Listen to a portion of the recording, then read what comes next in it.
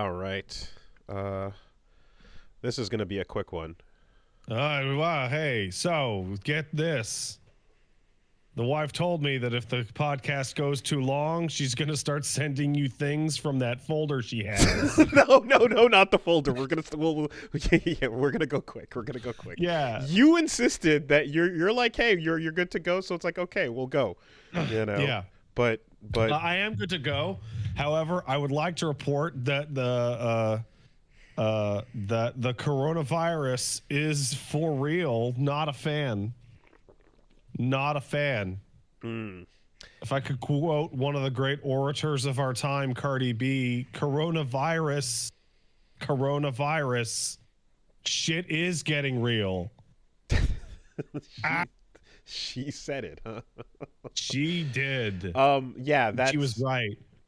That's that yeah, okay. So the that sucks because there's various. I was saying last time that it's like, oh, hopefully it's the one that people have been getting for like 2-3 days and then So it getting is. over It is that one, but it's this is my first rodeo. Okay, so yeah, that's not a good feeling. So the obvious follow-up question is, hey Pat, you look, sound, and feel like shit. How about the rest of the family? Paige got a hold of Paxlovid because of her autoimmune stuff. Okay.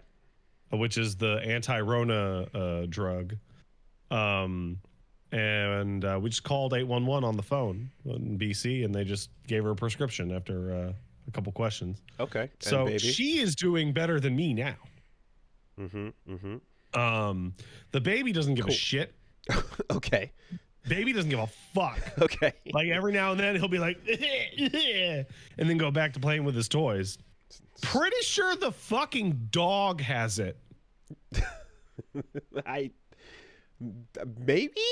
That dog gets all antsy if you don't walk him every single day. I have not been able to walk him at all for like 5 days, and he is he's just slept somewhere the whole time. Somewhere in the middle of 2021, I feel like I read somewhere that people were asking, "Can my pet get it?" And it was They totally can. Yeah, absolutely. But it's like it doesn't like express the same way. Like it was ultimately it was just not a big deal. Different disease for them. Yeah. But this bulldog that's always bouncing around has been lethargic like a regular bulldog for like a week now. Okay. So okay. Well, aside from that, I'm glad. I'd like to imagine that you can hear the baby's immune system like powering up. Well, it was really very. So the baby got it first, and it was very quite obvious that he was very ill because he couldn't sleep, which is one of those things as parents we got to dodge for most of his infancy, is that he's actually been a really good sleeper. But for that first 4 or 5 days, just like somebody's got to be up with him the whole night because he's just like having a time of it. And that's rough because we're sick. But he's doing fine now. He doesn't give a shit anymore. Hell yeah. Okay. Well, rest assured, we will be outie real quick. And so in the spirit of that, keep that folder zipped up. It's yeah. It's a bad folder. Okay. Anyway, let's do it. What's going on? So right off the bat, before jumping into bigger things, I got a chance to watch an old movie by I guess today's standards from the year 2022. Oh my God. There was a film released called The Menu. Oh yeah. Did you hear about it? I've heard about it. I've seen little bits and pieces of it. It's got that bitch with the eyes. Anna Taylor-Joy.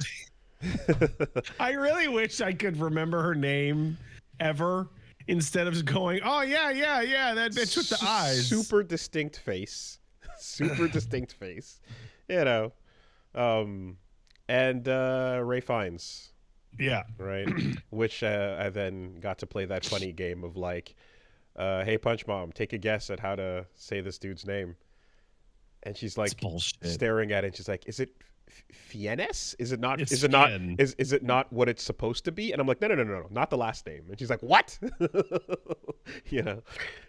No, but anyway, so that it was actually her recommendation because she saw it, a couple years back and was like, hey, I think you'd like this. You should check it out. And then I had multiple people also go like, hey, I think you'd like this. You should check it out. And I'm like, now that I've seen it, I'm like, oh, okay, yes, I can see why, because it is a dark.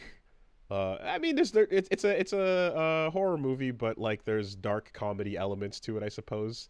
I would describe it as kind of like a horror movie with Knives Out like kind of humor in it, about a restaurant that is essentially a Michelin rated restaurant.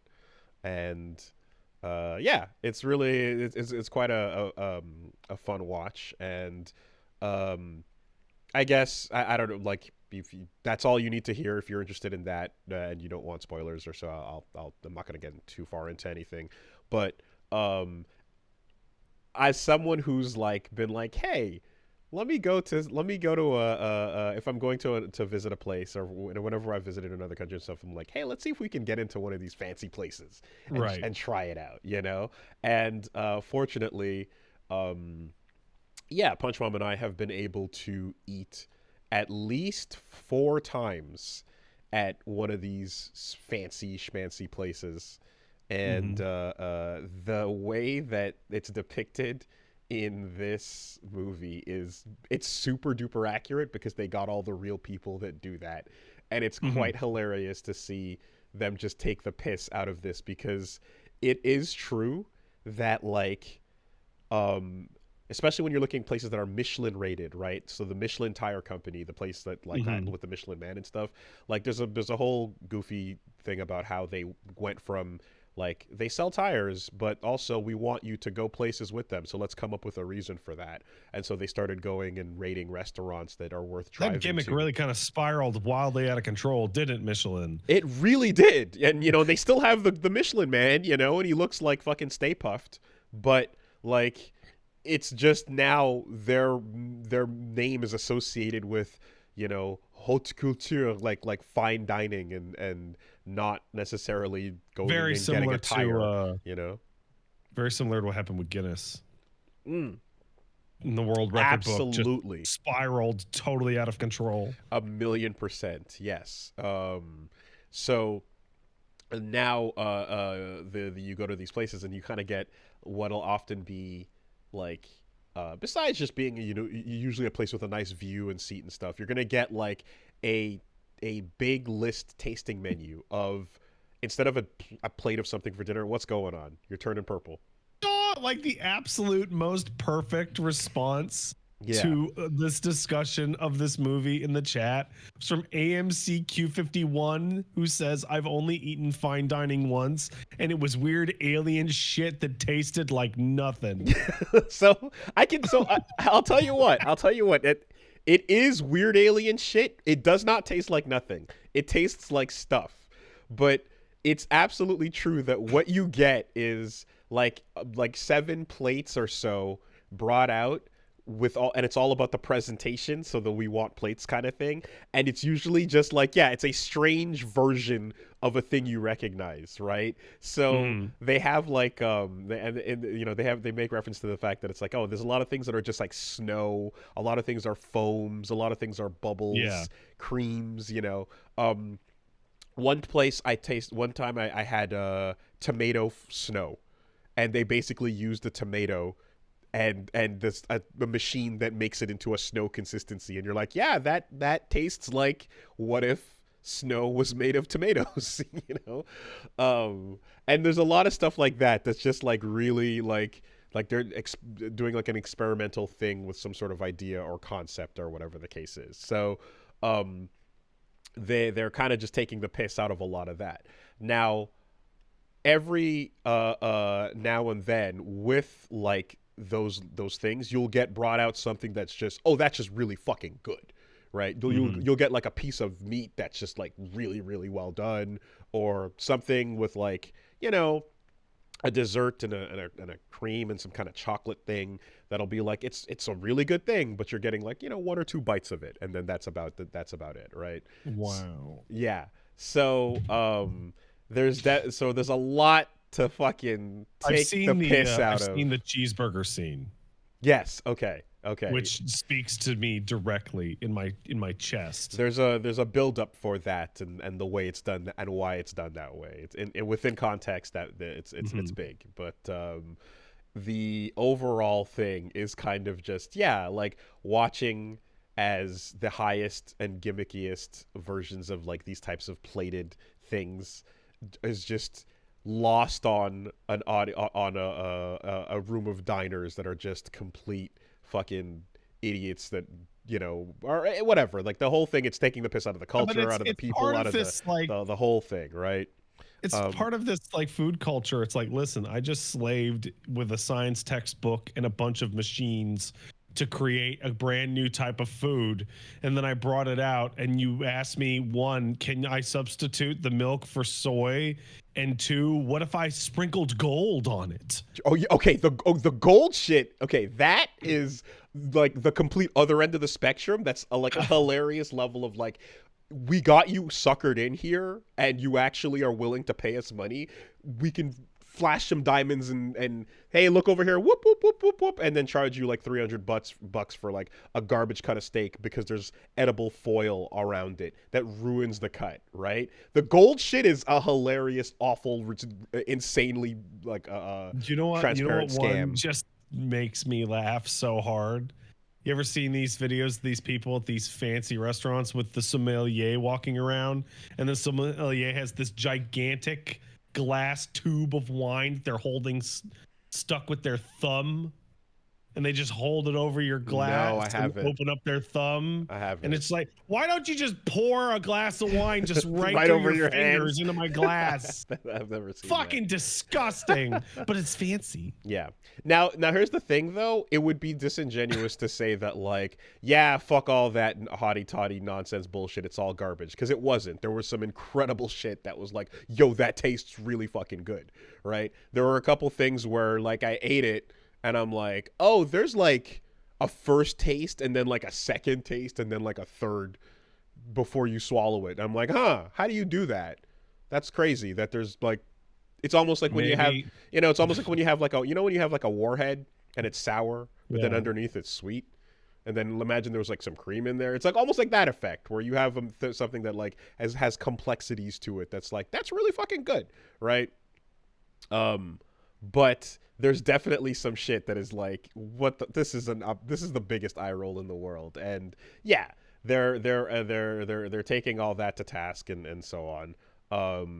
I feel like in addition to that, of course, is just, yes, there's the idea of like, can you just make some real fucking food, please?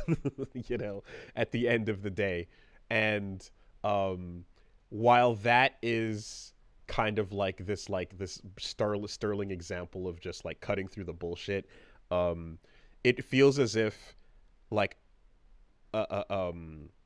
high culture, like fine dining and all that, even if this is a criticism you're making of it, of like, where's the real food, fuck all this like snow foam air shit, there's still places that go, hey, we're presenting on this fine menu just a basic ass plate of lasagna or a basic burger or something like that, that is just like, it's essentially what Anthony Bourdain was about, like going and finding street food and then telling you like what the deal and story was behind it and stuff like that. They kind of do that anyway. So in a way, like the critique of this fine dining culture subsumes all criticisms into itself, because and now everyone who's in this culture must die. Because it can present the same thing as a part of its the culture in a way, you know, whether deconstructed or not. But yeah, it's fun, and it's especially hilarious. Like if you've been to one of these places and have seen this type of menu. In the end, I'd say like for these places, I'd think the route to go is, if you're gonna do one of these, probably just go and order a plate of like a meal, as opposed to maybe the full on like thing. Because if you, it's interesting to try like I suppose like once or twice, but like there's definitely like a lot of nothing that comes with some of them. Um, and then you should, but then sometimes it's great. You never know. You never know, right? It's all depends on who that Michelin rater was at the time in the place and so on.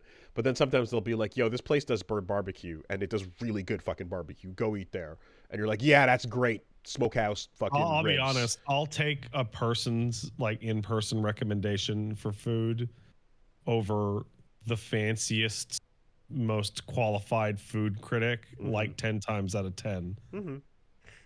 Yo, the hot dogs over there are really good. Okay, got it. I'm going. Mm-hmm. Versus, did you see? And Jean-Jacques Zabadaba said and well at this point too, you also know what you like and don't like when it comes to food, anyways. Like at this point, you know, at near 40, you're pretty sure what your tastes are and aren't. So if there's something that if there's a flavor you've never tried before, and you're like hitting that for the first time, that might go either way. But in some cases, I've found it to be cool. But like, yeah, it's a toss-up. If you order a plate of something that you like, but you know that you're getting it from this particular place that does it a certain way, like a certain kind of steak again, or whatever the case is, then at least you know that you're getting a meal that you will probably get portions that'll be at least filling. Yeah, you know what? You know, you know what I think of when I think fine dining? I think about that fucking burger place called M2 or whatever that was next to Concordia University. That was like $78 for like a mediocre burger. And then I think about that fucking place that I don't even remember the name on René Lévesque built that was like next to the gas station, like one block from the metro, that had that fucking freak thing called the monkey burger that was 12 patties and was uneatable. And I'm like, I know which place I'd rather fucking go. Yeah. And the thing is too, of course, is that like there's like all this like fancy dining shit includes a lot of categories as well, because one of the places that's very famous here in Montreal is Au Pied de Cochon, right? And the pig's foot, as it were. And that's a place that's like highly recommended and highly rated and so on, and is very popular, but it's a cafeteria style loud mess hall of a restaurant.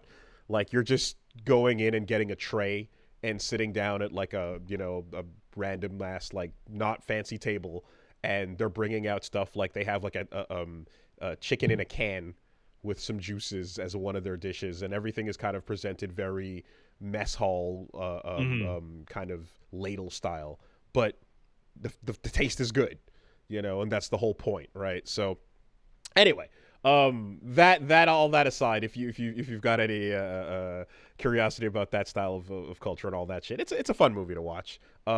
It's also hilarious because the inspiration for it was from a person who went to a high Michelin rated like fancy restaurant that involved taking a trip out to an island to eat in this location, and like then you spend a couple hours there, and like the person who went out was like really claustrophobic, and also like and the writer was like also an anxious person, and was like super freaked out by the prospect of, I don't know anyone or anything here, and I'm just getting they could just kill me. I'm just trusting exactly. I'm just trusting you to bring me out to this island to eat. The fear makes it taste better. The implication, right? Yeah. The implication of this restaurant. It runs on the Dennis system. So anyway, the menu is good shit for that. It's also kind of wild and hilarious because it was released in 2022. It's smack dab in the middle of COVID, and there's like full on references to it. So like any things that I don't know how much media was released in that time frame that is directly referencing it in that way, but in the future that's going to be a wild one to be like, oh yeah, this happened within this 2-year period where it was. It's kind of strange. At its peak. I have not personally encountered many forms of media that reference Corona even happening at all, despite taking place in modern day. Like it feels like the majority of things are going to just kind of pretend that it didn't really happen. The only one that I can think of that I like saw was in Infinite Wealth. Okay. Yeah. So like part of the story, part of the like the fact that this was, yeah, restaurants got fucked over during COVID like heavily by the by the lockdown, and that's actually part of the what's going on and what is in there. So yeah, it's a fun one, and um it yeah, it's I'm trying to think of like whatever the category is for like it's a horror, but like there's like Are you little like rooting for there's the like villain? there's like 'Cause the Wes people are Anderson awful? music playing, behind the wipeouts that are occurring, basically, like that thing. So yeah. Anyway, the menu was fun. Um, all right. Beyond that, I did a stream for Mecha Break, and Yo, Mecha Break seems very alpha, but very good. it's really fun. It's interesting to have the contrast of that right after Marvel Rivals as well as like another team shooter, and the And right before 2XKO. yes, and A the lot of these alphas. but Mecha Break, the ask is quite wild of like what they're asking you to do, the speed they're asking you to play at, and like the overall situational awareness is the highest of all, I would say, these recent things I've been trying out. So they made a decision at some point. Do we want it to control like very feasibly and understandably for the average person, or do we want the robots to go as fast as it feels like they should be able to go? Yeah. And they chose that second one. A decision was fucking made. So yes, the first off, all the designs in there are from Junya Ishigaki and Takayuki Yanase. So that involves basically, if there's any robot ever that you liked, chances are one of these two names was behind it. They worked on literally Metal Gear, Robot, Xenogears, Metal Gear Solid, Revengeance, Xenoblade Chronicles, some Ghost in the Shell stuff, a bunch of Gundam stuff, Die Buster, Gao Gaigar, Outlaw Star, Escaflowne. It's there. They've designed all the great shit. So, really good names that are important, and the kits you're seeing off the different mecha as well are reflective of that. So I ended up spending most of my time with 4 of the many. There's a whole lot of them, actually. Surprisingly large list for the type of game of I guess your champions equivalent. But I went with the Tricera, which is basically your heavy arms, giant walking 4 cannons, bastion mode kind of turret support. And yeah, that thing is like, hey, we got a payload mission. Cool. Sit on the payload, transform, bzz, daka daka, But what's fun and like what's really well done about it is that when there's little things where you have a fairly simple like kit of like 3 or 4 abilities. There's no ults in the game. No, yeah. But when you transform, for example, with the Tricera from from regular mech to like turret mode, there's a parry window that you knock back anything coming at you. It's a full second of even more invincibility than usual. Right? So like you get these little things of like, oh, time your transformation for like a little extra defensive play right here, There was the Panther, which was a fast melee, drill in one hand, sword in the other. But you can switch weapons if you want a shield. Exactly. And shield allows you to parry or block, and if you have it to sword, you can do a combo, and while that combo's charging, hold down the drill button in your other hand, and when that's maxed out, you get a nice slash, slash, slash, Giga Drill Breaker. That's a kill, but you got to get in there, right?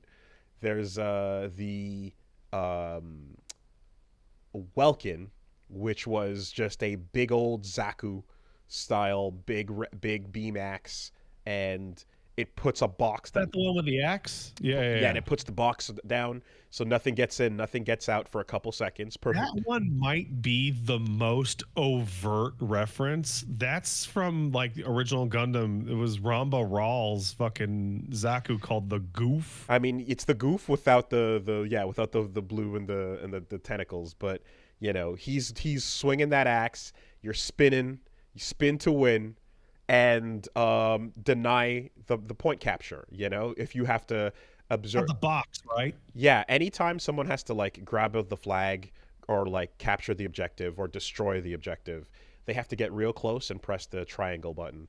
And in this case, you just deny that for a couple seconds, and that might win the entire game. So yeah, that's no Zaku, boy. That is the line he says. I'm glad to he literally says that. I'm glad to see that Thresh's box from League is like escaping into more games, because the ability of I have put you into a cube that you cannot leave, and you're stuck in here with me, is just super fun. Yeah, you can't get in if I have to protect, but if you are in, you're not getting out. Real fun, and then you just go bzzz, and that's it. And then there was the other one I tried was the Sky Raider, which is, hey, you like Starscream? Do you like Macross? Do. Then guess what? Turn into the plane. And Goes now way faster than I thought it would. So this is where the game gets nuts, because you turn into a plane and you're now playing Ace Combat in the middle of a team shooter against the other guys who turn into planes.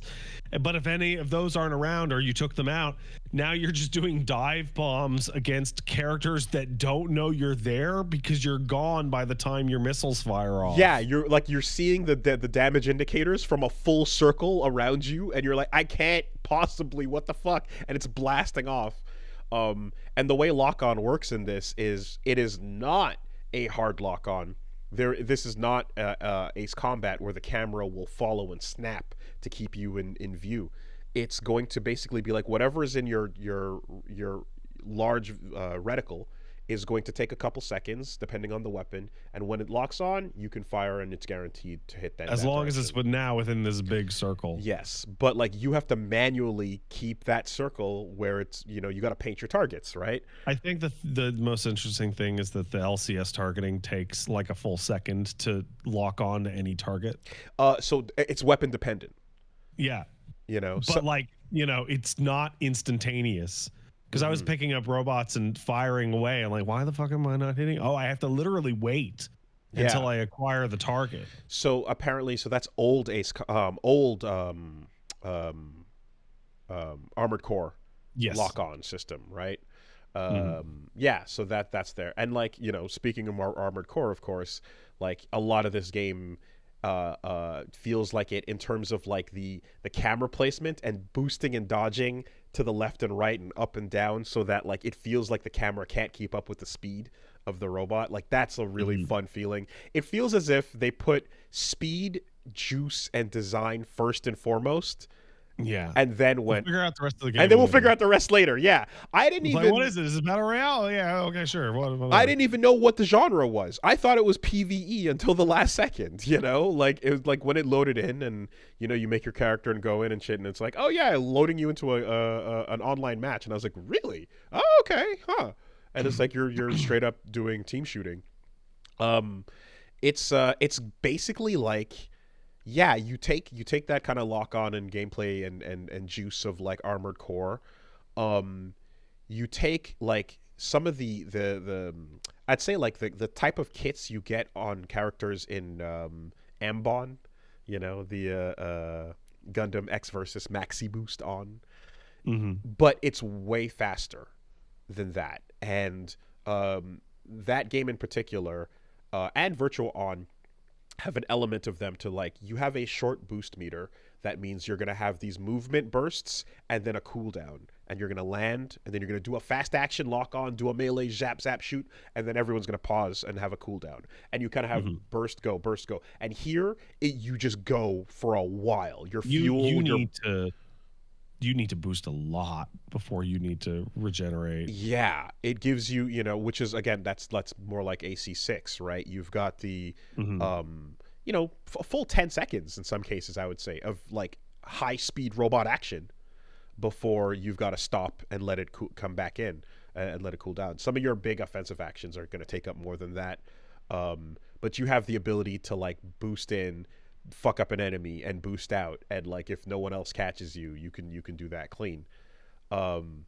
There's cool shit in there, like the Inferno has the ability to do it has that evasive action, which is basically just the Gundam F91 after images, where it dashes out of place and you see the image of where it was, and you can do it multiple times, creating like diversionary targets. That shit is so just cool to look at. And I love seeing that being like, hey, yeah, legally distinct. We fucking designed that shit. We can do what we want. Fuck you. So you get things that are not. Everything looks a little similar to something you kind of know, but it's still like got its own pieces and bits and elements and flair to it, because again, these folks know what they're doing. Had a lot of fun with that. The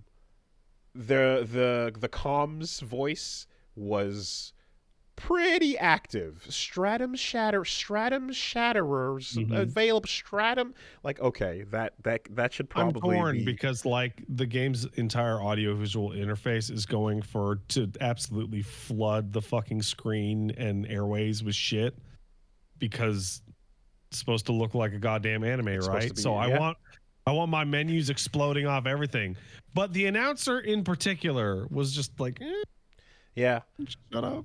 And it seems like you can turn them off in some menus, or some places. But in any case, though, the overall, really fast, really fun. If you're down with breakneck speed team shooting and the fact that like you're like, that's in the sky and it's gone, fuck it, okay, I'm fighting over here, dealing with this, and then the team shooter, I learned in Overwatch and then eventually in Apex that like, you should kind of roll together and fulfill your roles and do the objective as a team. No, that's not happening here. No, everyone is doing everything in all directions. Just go, man. Good luck. And like, someone's sticking together as a team doesn't make any sense in a setting in which you can cross the entire map in like 3 seconds. Exactly. It's like, who's got the flag over there? Cool. I'll hit the one corner, take this dude out. I'll be back over there in a second. Everyone is moving at that speed, and like, jets chasing each other. Like, if you play a game of fucking capture the flag and drop it off at the objective with someone who just turned into a fucking jet and is zooming across them, like, good luck, but like, if you can keep them in the frame long enough, you can drill up to them. But it's so fast. One of the things that I thought was fascinating was I played against what was the super heavy one, with all the guns. What's that one called again? The Tricera, right? So I played against a Tricera, and I was like, whoa, that's a lot of firepower coming out of that turret, which is mostly invincible except from the top, so that's fine. And I was like, that just seems really good. And then I played as, I think it's called Falcon, the one that's just Starscream, just the other. Yeah. There's the bullet jet, and then there's the beam jet. Right. I'm like, wow, this seems really good. And then I played as Tricera, and I discovered that its physical controlling turning radius is in fact really bad. It can't keep up. In the turret, it's terrible, but even out of the turret, it's actually like turning your robot is still physically pretty bad. Yeah. And then I'm like, oh yeah, no, there's a couple of these faster types that will just zip around this turning radius. And that's how you deal with the damage output and survivability, because it can heal itself really well and just stay alive while doing a ton of damage. But it cannot keep up with the movement, I don't know that is going to be enough of a balance to everything. Didn't feel like enough, but it's there. And if a player is like, it's kind of like, if someone's really good at headshots and they're playing like in Rivals, if you're playing Hella and you're great at headshots, you can't nerf that. That's gonna be amazing no matter what. And similarly here, if you're great, then the balance is it's not gonna be a well, let me perfect tell rock you paper something. scissors foil. Something to keep in mind when we were playing Marvel Rivals, when we were playing Mecha Break, and definitely when we were playing 2XKO, is that balance is not final. No. Everything in alpha is subject to change, of course. It's funny to see the word alpha being used for its actual purpose and not for some bullshit trailer at an award show. Yeah, all of these are early. Mecha Break was fun. I enjoyed the fact that you can go in and customize your details quite a good bit for colors and stuff like that. Seems like they know that, hey, this is not a full-on Armored Core level of like build your own shit, but it's a team shooter, so there's got to be roles, but you can still go in and do a lot. We don't know what the microtransactions are going to look like, so that's always a pending asterisk, of course. No, a little bit. The loot boxes are in the game right now. You just get them from whatever, and it's parts that you can replace on your robot that give like 2 or 3 percentile buffs. And yeah, you can put 3 accessories into a given limb and tweak things or so on and yada yada. But yeah, overall, it felt pretty fun and felt like a different kind of team shooter, and it scratches a big old mecha itch as well. Of course, yeah, I mean, Gundam Evolution was really fun. I really enjoyed that as a mecha team shooter too. I love the fact that this one is in third person. That's really, really fun. Yeah, and I think Gundam Breaker is also, coming out as well and such. But as far as like all of these cool Zone of the Enders, Speed, Ace Combat, and Armored Core, and all these little things, being there, the fact that it's a team shooter, I think, sets it apart from a lot of those because you don't usually end up getting that, and felt like it would be a lot of fun. I just could also see the skill ceiling being above my fucking pay grade. Right. I'm like, oh, I can't I felt zip by and perfectly trace, the enemy. I felt like maybe the time for me to have played this game was 10 years ago. Right? Like, I also feel that this is a game where someone on a mouse will just annihilate someone on a controller. I like to play my third-person games on a controller as if I was playing an old game from a couple generations ago. Yeah, I would like to play this one on console and turn that crossplay off. Boy, are people gonna just murder it with mouse. It's nuts. I would say that, with the exception of those super heavy characters, even the one you start with, that's basically just a Gundam, It is very much just a Gundam. The default Ryu of the mechas you start with are asking you to be like, hey, this is high speed movement, this is high speed action, you're going. There's something extreme about how much it's built for mouse and keyboard. Because nearly all of the primary melee weapons live on the robot's left hand to coordinate with clicking the left mouse button. But on controller, you're clicking the right trigger. R3, yeah. Yeah. Anyway, so Mecha Break was dope. Yeah, some episodes are going to be going up of that, and again, #sponsored. So these are sponsored opinions. And then 2XKO. Not mine though. I didn't get paid. I think it's great. 2XKO, the Alpha Lab, is out for a little bit here, and now you had hands-on time with this before. Touched it for a little bit at Combo Breaker. Touched it again. But how long are we talking about with that? I mean, an hour Yeah, maybe a bit more, you know. Yeah, no, I played like 15 hours of this thing just over the past couple of days. I'm sure you have as well.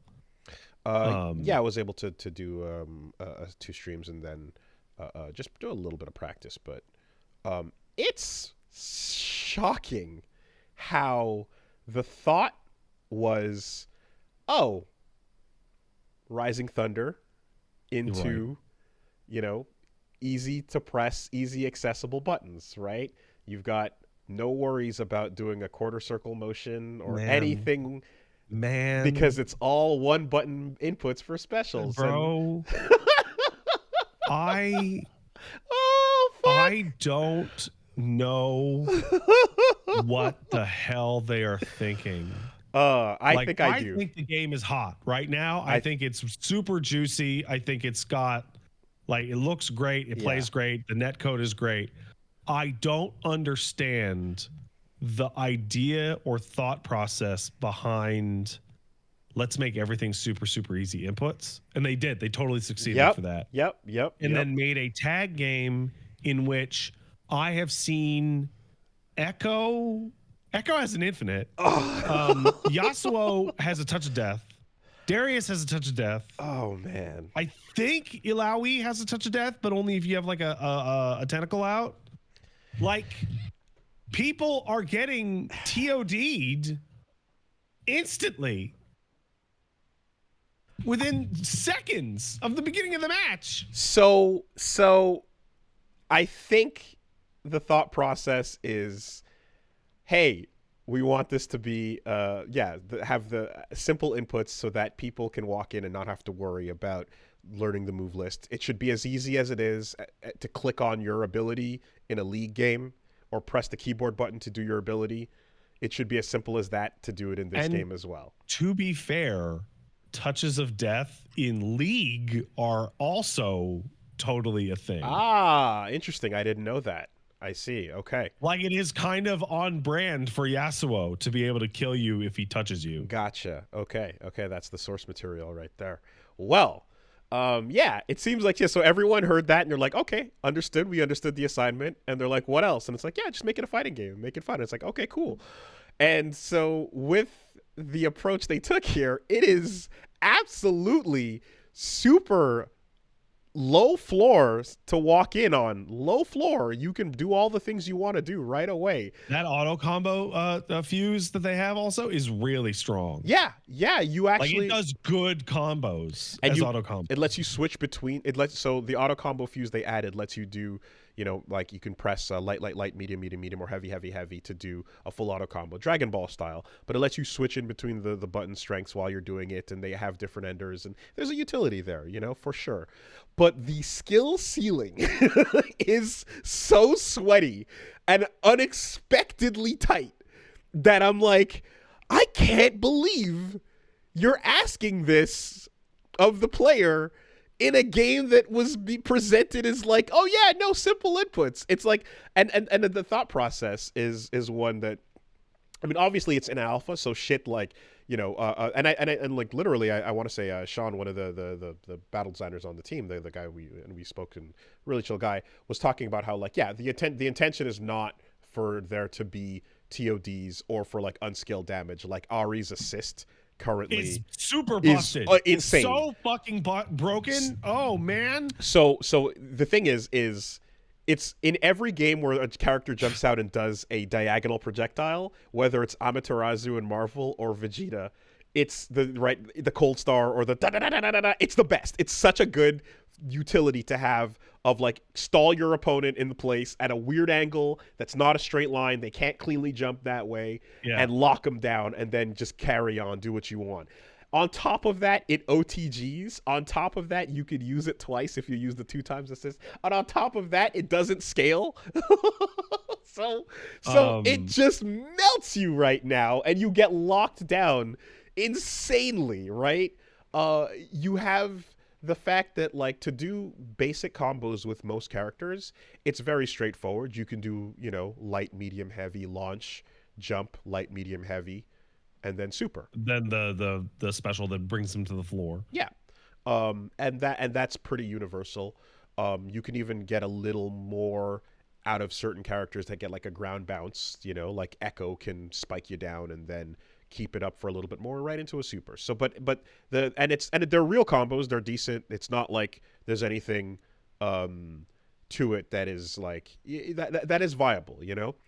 But if you want to get that little extra juice, if you want that little sauce glazed on top of your meal, you got to do a little thing that might require a micro walk, right? Yeah. You might have to do a micro charge, or in Alawi's case, you might have to do both while doing a really early perfect frame, not perfect frame, but like early tentacle attack. So, Yeah. what's happening here is essentially to get the little bit of extra damage out of these characters. If you want to play like the best with them, like top efficiency, you have to do these little inputs that are very demanding, you know. And it's interesting that they put that in the game. But as someone who's like, I'm like, okay, let me try out one of these. And Alawi in particular, she's got like light, medium, you know, or medium heavy, and then you do tentacle, then you walk, micro walk, which means walking for Just a little bit. Just a bit, like Just a little bit. walk forward for like a couple frames tops, and then do a charged leaping attack. But you don't charge it all the way. You charge it more than not at all, but less than full. And like the full charge is also very, very quick. So it's a really precise input, precise hold. And if you do those two, you can get the combo to continue. It took a while for me to be able to be like, okay, I think I feel it. This is not going to be something I can pull off in the heat of battle. It's asking too much, right? Maybe, Right. yeah, and but you don't have to do any of those things, you know. That's you get good results out of even the most basic stuff. I will say though, man, I don't know what I actually want them to change, because I'm playing a lot of Darius, I'm playing a lot of Braum, I'm playing a lot of Ilawi. So the big characters, which I'm really happy. There are 3 big characters in this. big bodies, yeah. And one of the things that really stuck out to me is Darius has a grab super, but it activates on hit, where he smashes his axe into you, and then he goes into a command grab essentially. The off the ground one, yeah. Right, yeah. And I was shocked because I kept running into situations in which they were on the ground, and I'm like, this isn't gonna work. And like, sure enough, it would pick people up from like any scenario. Mm-hmm. And in terms of juggling, I'm like, the character is like always available to bounce around, barring some very specific situations. Like, it's super loose. It's very loose and lenient. Yes, I noticed that as well. So Darius can do like a shoulder tackle that bounces you off the wall, and in a lot of games you'll get like 1 wall bounce, 1 ground bounce, 1 OTG per combo. Yeah, like in Street Fighter 6, right. like you're sitting there doing your combo routing, and you're like, oh, did I use up the juggle point for this thing? Yeah. And am I gonna swing at them and it's just gonna pass straight through them because I used up all my shit? Not in 2XKO. I can do whatever. You can bounce them off the wall and then do it again. And if they have, yeah, if you have enough time, if you have enough time to get over there, then you can finish off the combo. You know. And so, like, that's super cool, and it really feels like this is one of the only fighting games I've ever played in which I'm like doing basic shit. And I go, well, what would happen if I did this instead? And I'm getting my own like baby combo route. And like, oh my god, it worked. Yeah.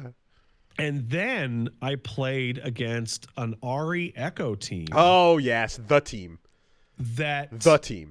did a 58 hit combo on me that lasted for 40 seconds. And I'm just like, what the fuck? That's too long. So that's the team right now. And yes, they've made it clear that it's like, hey, that's not going to stay the same. That's too long. But, you know, with these absolute wild anomalous shit that people are getting and going crazy on, and the dirt of his Echo's mix-ups, all of this stuff, I'm like, I was so busted, dude. The fact that his super hits on counter and on hit. But I think it's important to say that this is a fun ass video game. Oh, absolutely. It has the very juice. fun. It feels really fun to play. It feels immediately like, yes, everything you're trying and doing is kind of like working out, even if you're just doing like moving around, doing basic stuff, calling in your partner.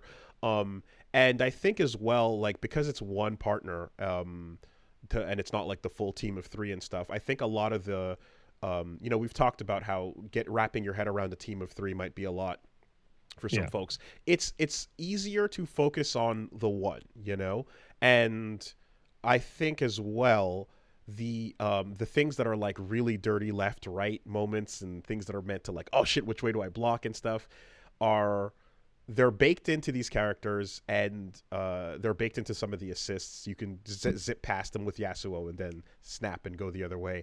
But there's a fun thing that starts to happen where that little snap sound, the handshake moment, your brain gets trained to immediately, when you hear it, like, assess and switch my blocking direction, right? Like it's like it becomes a little mnemonic. Like you hear it and you're like, change up. The game is, something else is happening. It's almost like a WarioWare moment, where it's like, oh, we're playing the game and change, something else is going on now. Yeah. And if you pick the ability to do 2 of them in a row, then you're like, you have to get ready a second time. And it's a really fun moment of like, update quickly what's happening. The situation is no longer the same. Which way am I facing? Which way are they? It's a really fun little thing. That gets to be like real fun when you're doing the duos, right? So me and Reggie played the duos bit, and like, having the left right getting in on your opponent's shit is a fun way to play. And like, you have to burst for each other. You have to assist by jumping in on your own timing. So you have to feel when the right time is to support the person you're playing with. It was really, really unique, and I never definitely, it's a new experience to fighting games, is having that feeling in duos. Garfield, you had burst. I also say, like, maybe this is non sequitur, but I'm really impressed with the lobby system. I think it actually has like a remarkably strong lobby system, in that spectating is free. Yes, that's the thing. So as soon as we saw the little lobby characters walking around, I saw people posting going, we need to get rid of this fucking system. And I understand, because that sentiment is true, that like the lobbies with the cute avatars walking up to the arcades, ArcSys started that, and like that was really great. It was a fun thing, at varying degrees of success. But when it goes badly, it sucks and it makes it a problem, and it takes extra long and all these extra issues occur. But like at first it was like, oh, that's a fun little novelty, right? And then you kind of see that being like, hey, Guilty Gear Accent Core is actually just going back to, is just going to with like press matchmaking and it'll find you somebody, and then that's it. It's just a series of menus. Keeps it simple. It's a very pure, streamlined experience, and you know what? It fucking works, and it takes 2 seconds to get playing. So that's obviously what people are like positively wanting and fondly hearkening back to. But you walk up to a cabinet in the lobby in 2XKO, and you stand there for a second, and then it's like, oh, you start watching the match now. You start spectating the match that you're standing next to, and that's really cool. And then there's a one on the screen in the room where the couch setup is. That's the main room, and you're like, oh yeah, look, that's the main, that you can just go watch that one. And when you go up to the main setup and you look at the top of the screen, you can see how many people are spectating your match. And then when you queue up to go fight somewhere, it'll just find 2 people that are free, and it'll be like, hey, run over to this machine if you want to go play, and like you can do that, or you can just stand at any other machine and play as normal. But it kind of is. It's like the lobbies in Street Fighter 6, but like that spectating thing is really, really cool. Like that adds a lot to it, and it was very fun to use. I think as well, eventually, once the matchmaking element is put into play, then you're not going to have these crazy things of like, hey, I've never played a fighting game before, and now I'm getting touch of death by a fucking Sonic Fox setup. Like, y'all can have a new Elo hell to go live in. Yeah, I mean, well, like, the alpha is not going to present a proper tower of heaven to like strive yet, you know. But for now, just being able to like get in and press some buttons and feel your way through this game, it's feeling really fun. What I was really surprised by is how absolutely bare bones everything outside of the fighting itself is. I really thought that there would be like more along, because it's been worked on for a while. So I kind of thought that like, oh, like the menus, the HUDs, and some of the that front end stuff would be like a little more, I guess, complete. But it really does feel like it's super early alpha, as it says. So there's no release date on this. Not even a tentative one, right? Yeah. I have a feeling in my heart. I have on the release date many feelings in my heart, which I'd like to get to later. But more importantly, the first feeling is I think this alpha that they put together for us to fuck with is definitely not all they got. No, definitely. This is all that's clean enough to put in there. That character select screen in particular, having like a weird T shape, is like in the character profile thing, not this character select. It's like, oh no, there's definitely gonna be a lot more here. Yeah. This is and yeah, I'm sure the build that of course we're playing at is like quite a while old. But just in terms of like not the once you're on character select screen, and like the training mode full features, really good, a lot of stuff there. Yeah. The lobby thing, like we said, they worked that out. It's there. Hilarious settings menu for controllers. Right. That is debug as fuck. This is where I'm like, everything that is the front end of the game, everything that is like where the music is not playing, where you have the select your character, everything prior to that is real like early feeling. And yeah, I guess I was like, I thought like we would get a feel for like a menu that would be, I mean, they might go with that same style and look and everything towards the end. I think what we're going to get is probably a more fleshed out version of what's there. But yeah, some of the just a lot of placeholder assets, a lot of placeholder stuff. With the tabs, you're kind of scrolling through, creating your quick little avatar, etc. But it's clearly those are not the priorities right now. The priorities is making sure that the gameplay is really fun and feels good. So you can see that's where all the focus was. With this, I would have felt the game. I probably would have felt, I was like, oh, we're probably going to see this game coming out, middle of next year, was my thought prior to seeing how early this was. Now I'm like, nah, we're going past that point. Feel like winter of 25. Yeah, late Q4 25 at the earliest is my heart. I just, because you just kind of assume. Go ahead. I don't understand what is taking this fighting game so long. Honestly, I really, really think that it's like spending a exhaustive amount of time making sure that it feels and like plays tight. It plays and feels like a Japanese fighting game, not a Western it definitely one. Does. Yeah. And you know what I mean? Like, think about that, because there's not a lot of examples of that. It feels and plays like a Japanese fighting game. So now we're over to where I feel my other feelings about this game, where I look at the roster that they've given us, and I look over at them talking about, man, it would be really hard to add Yordles to the game because of their small hitboxes. Yordles are those little furry dudes that look like kind of like a furry Yoda. Yeah, the little mascots. Teemo's one of those. And I look at the what I'm looking at the roster we have now, which is the safest 6-person roster imaginable. And I, as a goof, went out and expanded that out to the safest 16-person roster imaginable and threw that up on Twitter. and was like, this has the potential to have the like freak list less roster ever, to have just all normal humies with like a full 8 or 9 characters that are from the TV show. So we were spared the Jinx zoning game in this build. We sure were. Thankfully. That's going to be a nightmare when it comes, I'm sure. But the interview that they did talking about how they choose their characters from Evo was a really good one, actually, because they basically said it comes down to 2 criteria.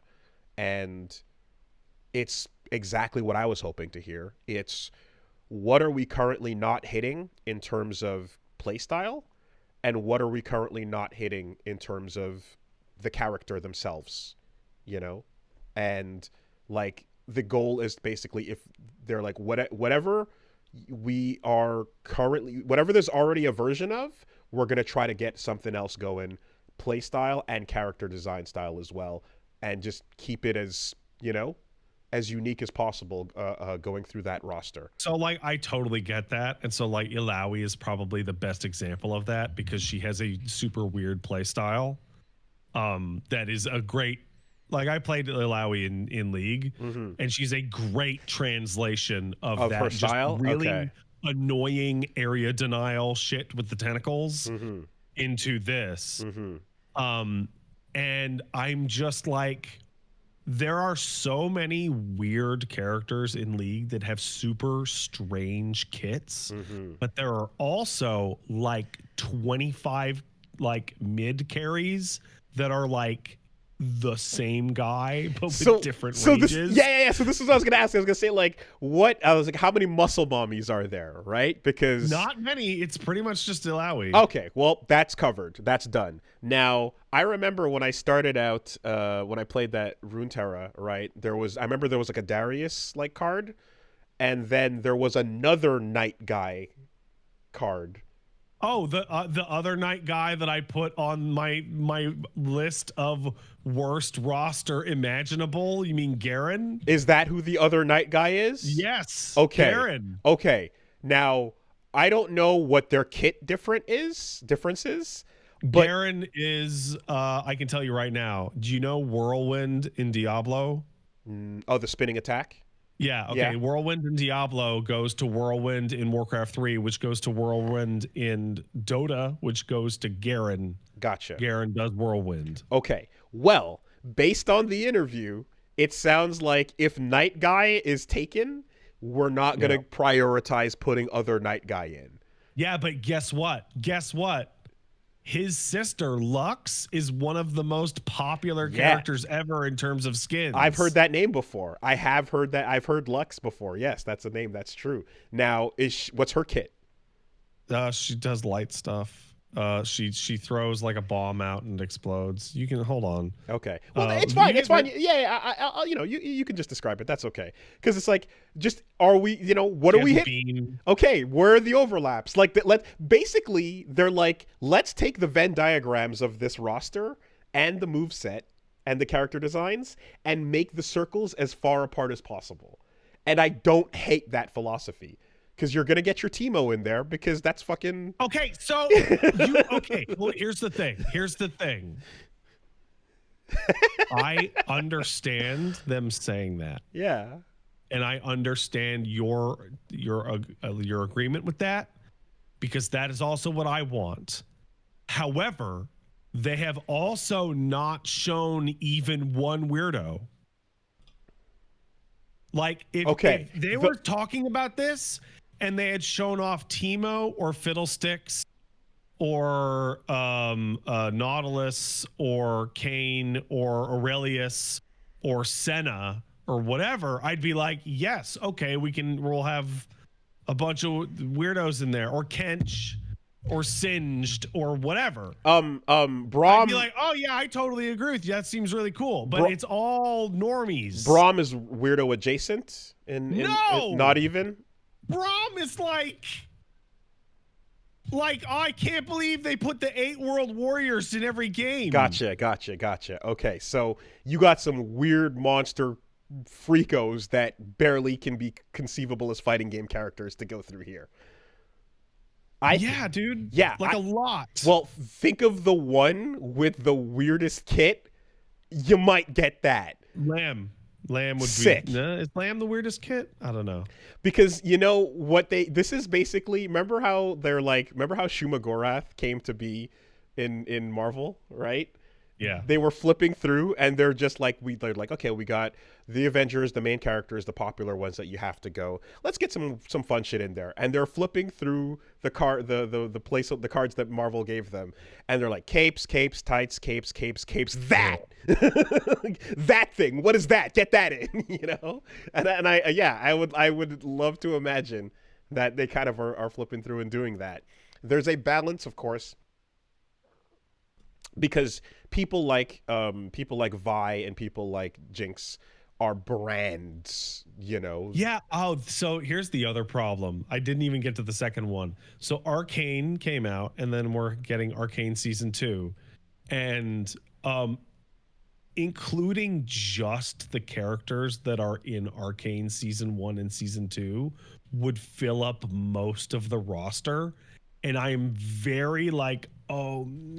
I hope they don't. I don't think that's. It doesn't sound like it. It doesn't sound like it. It seems as if you're gonna get a little fuzzy mascot that puts traps and bombs everywhere. That's you mean Heimerdinger, the guy who's in Arcane? Yes, sure, okay, that's a possible. But there's more than one of those, right? Yes, there's like 30.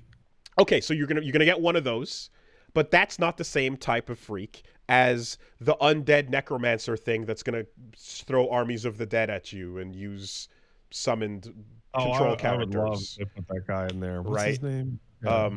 You know, and then whatever zombie control puppeteer is going to be is not going to be is not going to be the same as this other weirdo that has multiple like modes that it can switch into. This has like the largest, most interesting roster for fighting game characters possible. The possibilities. But I would like to see one weirdo before they actually sell me on that. I want to see one character who's either too big or too small. You like when I look at Braum, I look at Braum's head almost touching the life bar, and I can immediately remove like 10 characters off the roster possibility because they're much larger than Braum. So do you want like a Kusari style Samurai Showdown red freak monster going like you want like the complete odd, this is barely a fighting game character, like Blitz Tank style thing to be playable? Yeah. That'd be fun. That'd be a whole lot of fun. You mean Blitz Crank? The gigantic robot that's been in League for like a decade? So, I mean, I meant Blitz Tank as in the fucking tank. I know. But and you said that. I went, yes, obviously. And then I realized you hadn't said Blitz Crank. But you had actually said Blitz Tank. No, but Blitz Crank was on my list of fighters that I thought would be fun picks in this. I want Oddle this so bad, and I'm not going to get him. Right. I'm super mad about it. And I think like and you know, to go back, I mean, I think if there's if there you have room for that, right? What else did I have on there? Volibear was was on that. Yeah, there's a couple of there's possibilities. There are a Thresh. lot of Thresh is if Thresh is not on that roster, it will be weird. Thresh has been super popular and is really old, and it is in tons of the like other media, like Runeterra and the RPG. And his kit, he's the first hook kit person. Okay, I originally called out for Alawi when I was taking picks, so that worked out. And then I also was saying Master Yi, but it seems as if that's covered, right? Master Yi can go to hell. That's covered. That territory is taken. Yes. Beyond that, so like It's funny because like Vi hasn't been shown at all, but she's going to be on the roster. She's For the sure. main character For of the sure. fucking show, and is also a big old punch lady. I think, and like, and if there is, if you're like, when it's like, okay, what martial artist style character would be good? There's Lee Sin is another like possibility for like a fighting thing. There's Shen and Lee Sin, and if they pick Shen, the other one's not showing up, right? That's yeah. So yeah, I think you have some coin flips Lee Sin instead of Shen. You've got some coin flips, and then what was the other ones I had? Riven is a shoe-in. Riven has a install kit. Okay, that's different from other stuff. There you go. Yeah, no, Riven's entire gimmick is that she's putting pieces of a sword together and getting stronger and stronger over the course of the match. Absolutely perfect for a fighting game that has no other overlap with the character style. Perfect. Yeah, big sword, do stuff. And Udyr, what was his deal? Which one's him? Udyr. Yeah, no, it's like I'm rolling through my list. Dude with he looks like a barbarian kind of guy. Oh, fuck those two guys. There's Udyr and then there's Tryndamere. Oh, okay. Stances. Yeah. Okay. Well, in any case, all this to say that like, yeah, if there is something that's taken, then like you probably are not going to get the other. Yasuo has a brother, right? Like that's the. He has a brother that's also on the roster. Okay. Which is Yone, I think his name is. Oh, okay, yeah. So there like he's just evil Yasuo. Yeah, no Ryus and Kens, no Akumas. We're getting the Venn diagram overlaps far apart from each other. There's also another character that's about time travel. That's not Echo. Okay. That will definitely not get in because he's like an old wizard. Well, look, I'll say this: like that's what they've said they're going to be using as their guiding philosophy, and so we'll see. But I trust that to mean freaks are coming. That sounds trust it when I have seen one freak. Okay. Yeah, that sounds like freaks inbound. there's a freak train.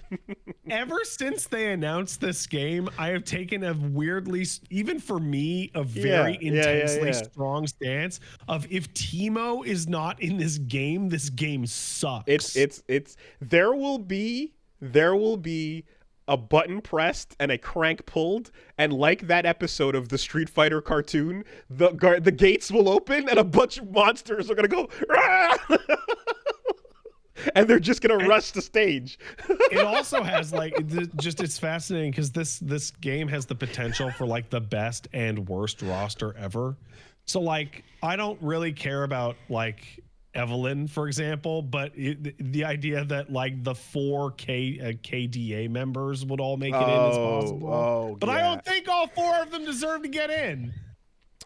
Yeah, I think as well, what you'd probably see is I could see there being an internal rule of sorts where it's like there's schedule 1, to use drug terms. There's schedule 1 characters and schedule 2, And I think it's like, okay, so there's unavoidable overlap with like, I don't know, just what like hot girl and hot guy, you know what I mean? Yeah. Like in terms of character design.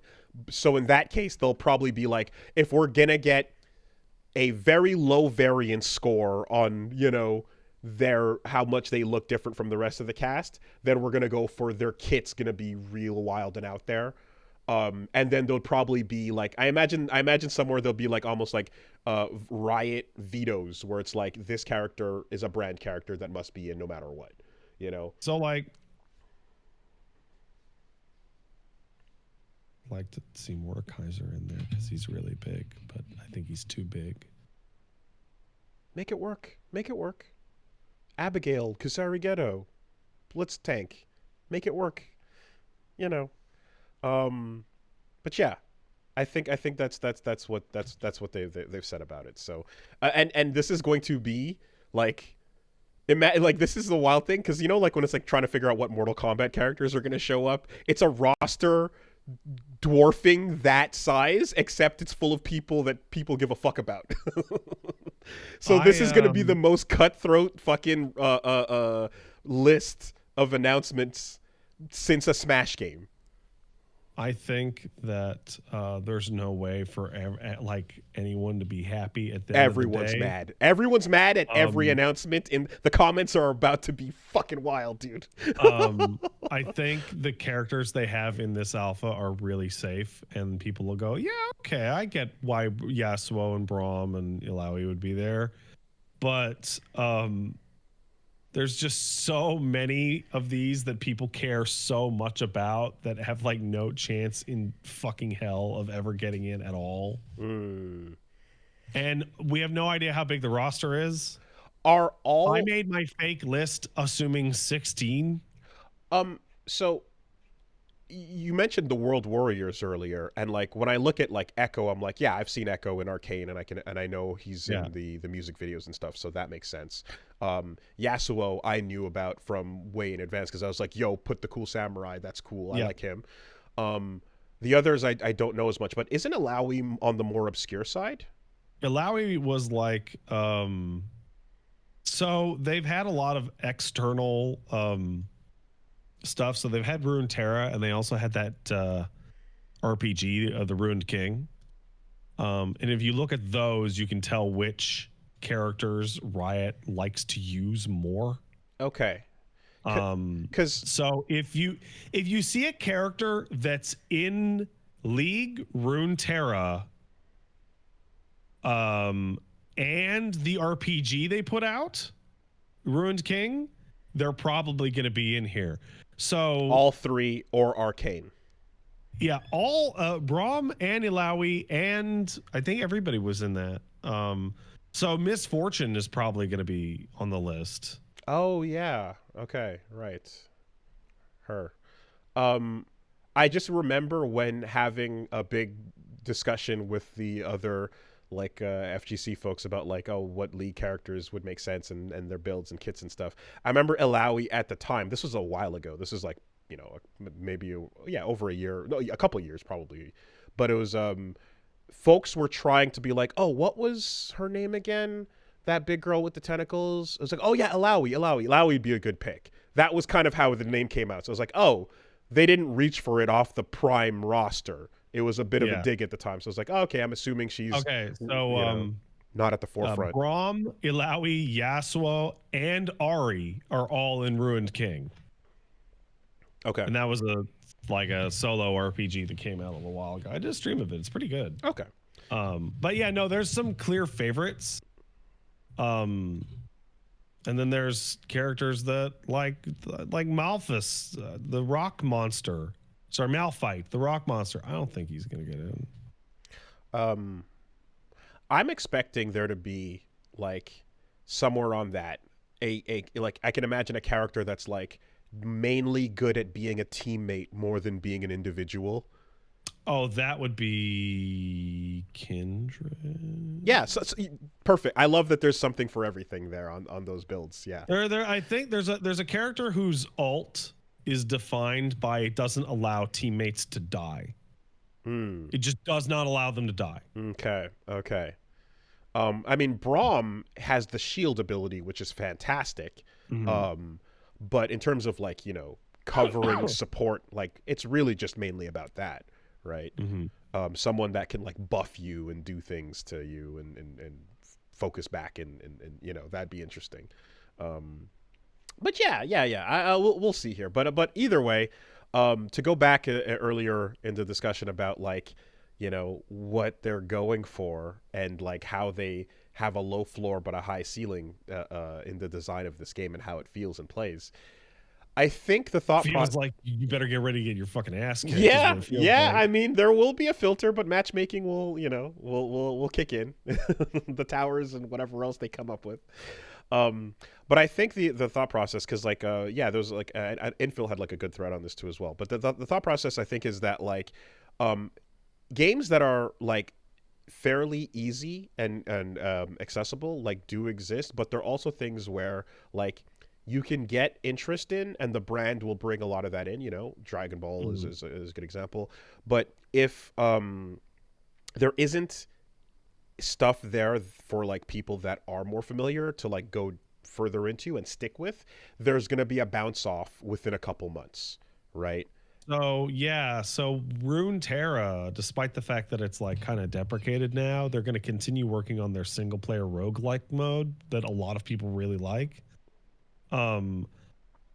Because people don't necessarily want to play cards against their people, but they do want to play cards. And I can kind of see that here. It's like, I would be very surprised if this thing does not have some kind of in-depth single player something. I hope so. I really hope so. Yeah.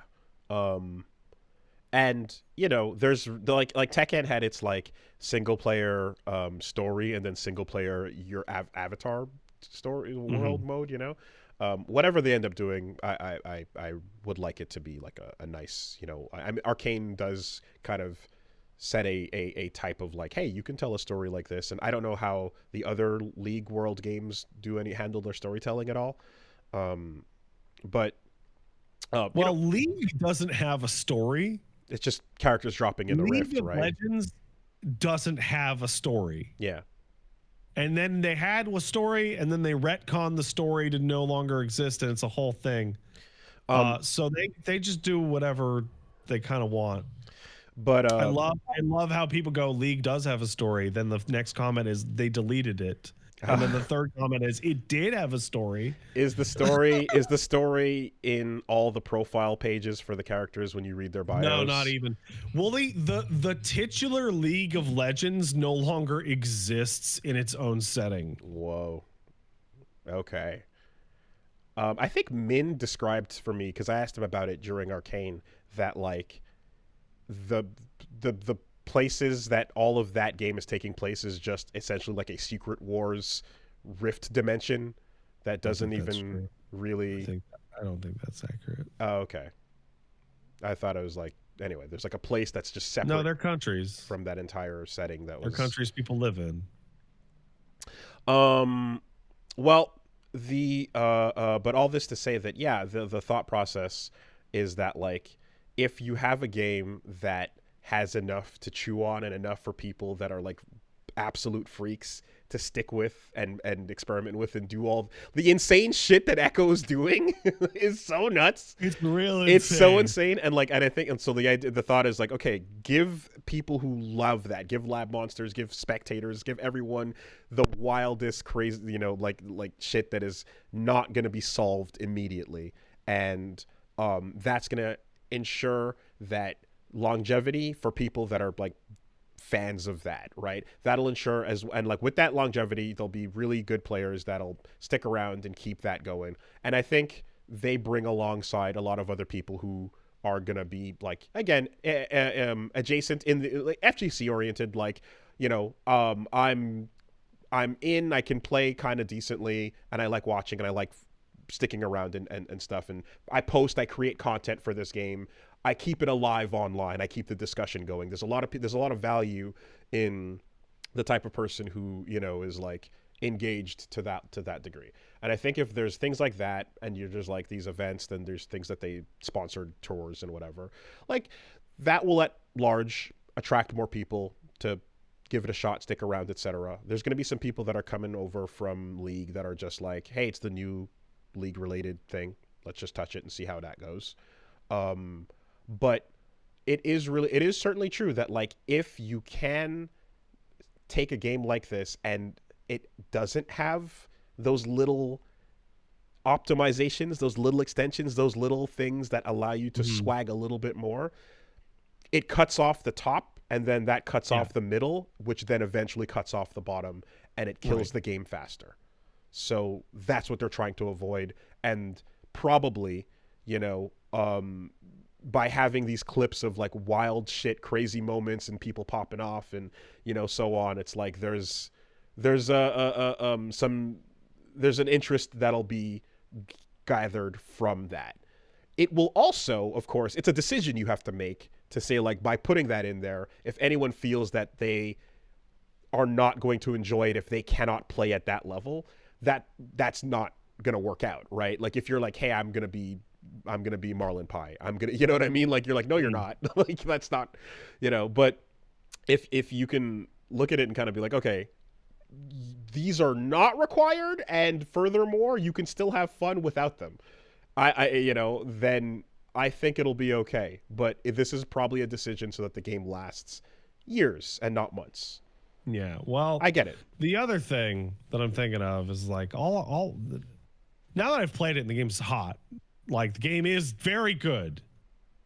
Clearly, like this isn't balanced, this and whatever, right? I'm like, well, how like I've been playing a lot of Street Fighter 6, and that they have like 4 characters a year feels really slow for that game. And the way that League handles it is it's free, but they're constantly putting out new characters, and they're constantly putting out cosmetics. And like by comparison, my current example that I'm spending a lot of time with is Street Fighter 6, which took like 9 or 10 months to put out a set of costume. Like how long did that take for the costume 3s to come out? I don't remember the exact schedule, but the side-by-side comparison, Street Fighter V had a fuck ton of cosmetics and stuff out. By this point in time, there was a lot. There was a high pace, and half of them were Chun-Li outfits. And so I look at like a League fighting game, and I'm like, I wonder about the size of the roster and how fast they want to expand it. With it being a tag game, like we've talked about this before, where like tag games like feel like their roster is like a division of whatever amount of people you get to have on a team. So like if you have a 2 tag system, it feels like the roster's half the size. And if you have a 3 tag system, it feels like it's even smaller. Because you're seeing more. You feel it faster. And I'm just like, 16 is like technically the minimum for a fighting game, but that would feel like crazy small, wouldn't it? It would. But I also expect this game to... Okay, well, you know what? I can't say based on Valorant or other games that they've put out, but like the way League puts stuff out is, there's just this insanely huge roster, and then they just throw numbers on top of the pile over time. If the game launched with a roster and then if the game launched with a smaller roster, but then they had a constant stream of new characters incoming, that is like one approach. Or they can wait longer and put out a bigger initial roster and then have sparser releases. The incoming stream of character, how many League characters come out at what pace? Nowadays it's much less. Okay. During the peak, like 2 a month. Okay, Jesus Christ, yeah. So now it's like 1 every 2 or 3 months. So the benefit of a frequent release, like with stuff like that, which, this is just the way things are these days, it is that like you get to be in the news cycle again, right? That was not factored in initially with the concept of expansions and DLCs and things like that, but it did become very real that like, hey, whoever is out for this game, it runs through the news cycle. Everyone sees it again. They get another a chance to be like, oh yeah, I should pick this up, or whatever the case is. So you might end up seeing like really big season passes or not season passes, but like a really big annual release schedules.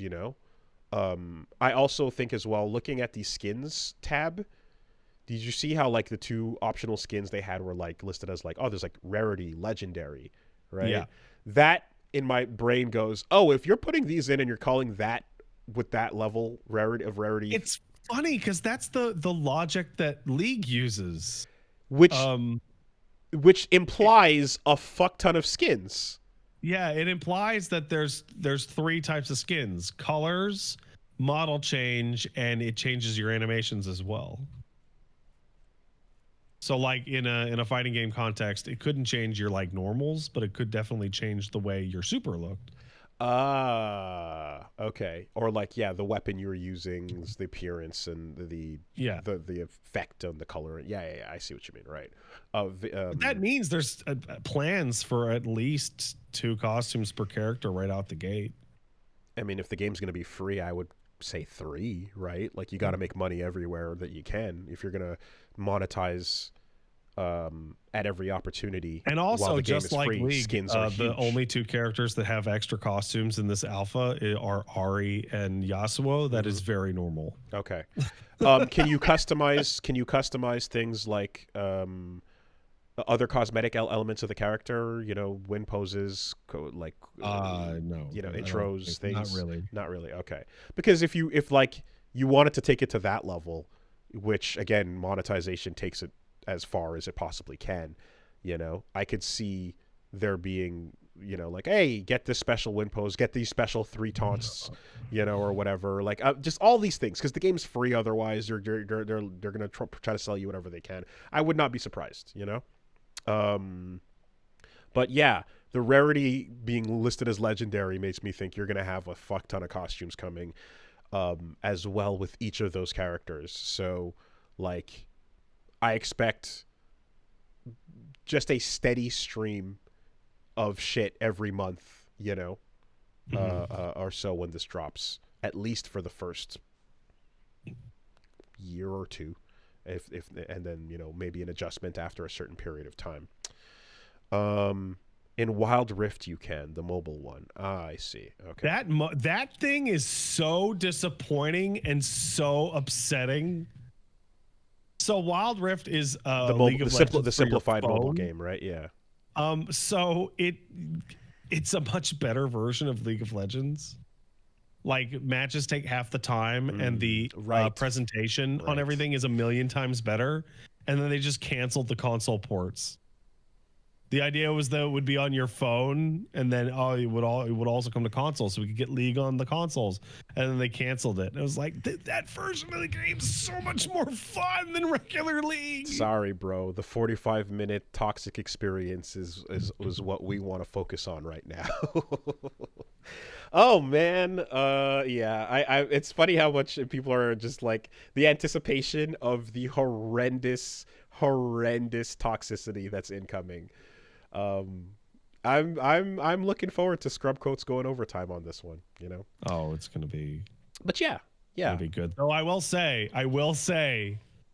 seeing that picture of those guys, those League players chatting, going, so is it normal to not have any fun when you start playing a fighting game and then 2 different guys just go, yes?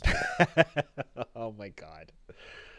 It's so goddamn good. The Alpha Lab being everyone at every skill level is just in the same room go, and this is all we're doing right now.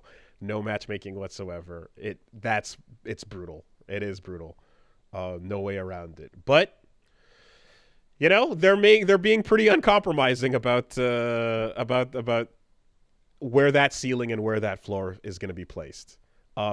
It was kind of interesting as well when we kind of saw that new fuse with the easy input combos as well, because it was like, you know, asking them, and Evo was like, oh yeah, so you put in this newer fuse that like it simplifies it even further, and they were like, yeah, like the game is already simple with the inputs, but it just because you have simple inputs, it doesn't mean you can find the fun right away, right? Yeah, what if you're like a 2-year-old child? So that was that was an even faster way to find the fun, and to some, if you see the same logic in like, oh yeah, we've got classic and modern mode in Street Fighter 6, but beyond that we also have dynamic, you know.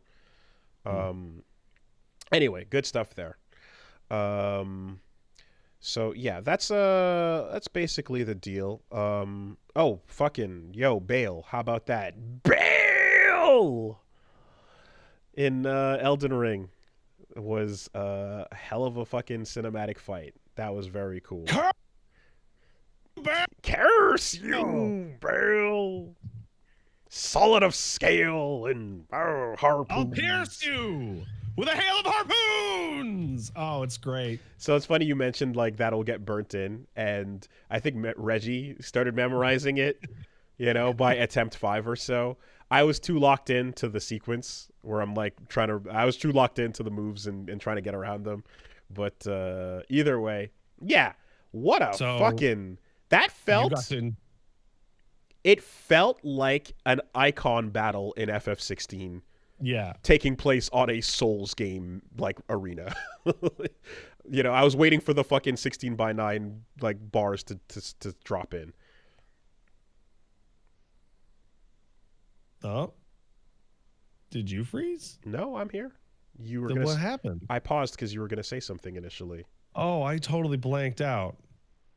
Okay. Oh, that's a good sign. I was waiting for you to finish the thought. That's fine.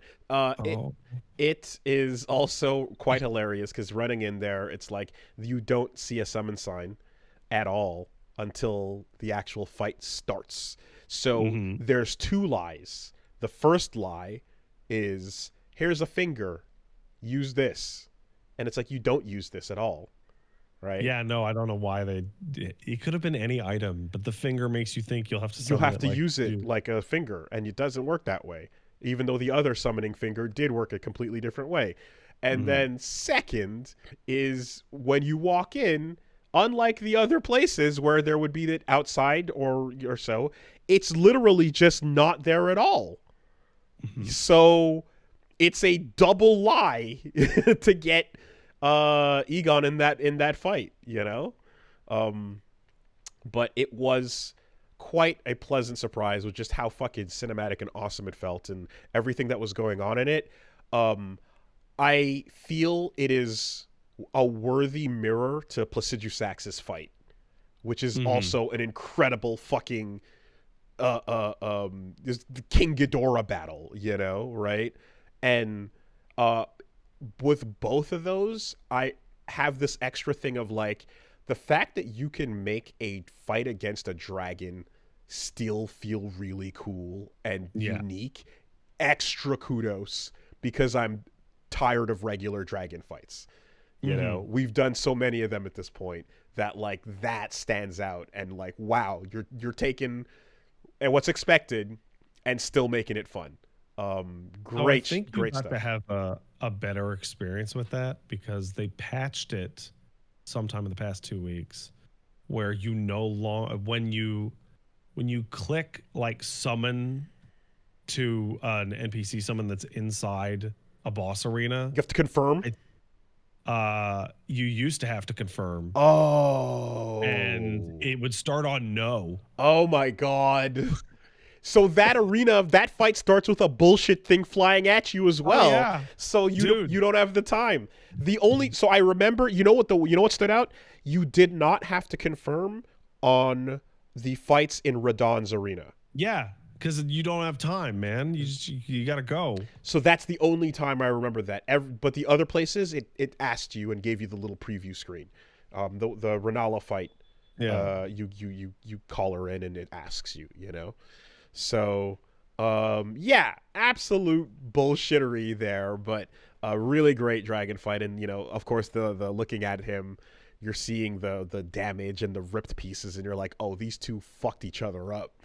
Did you catch that he still got 2 of Placidusax's heads like attached to his back? I did not. No, I saw the ripped leg and I saw the ripped flesh on the wings, but I didn't see that. Yeah, so Zuli put out a video on it, and 2 of Placidusax's heads are like in his back. Wow.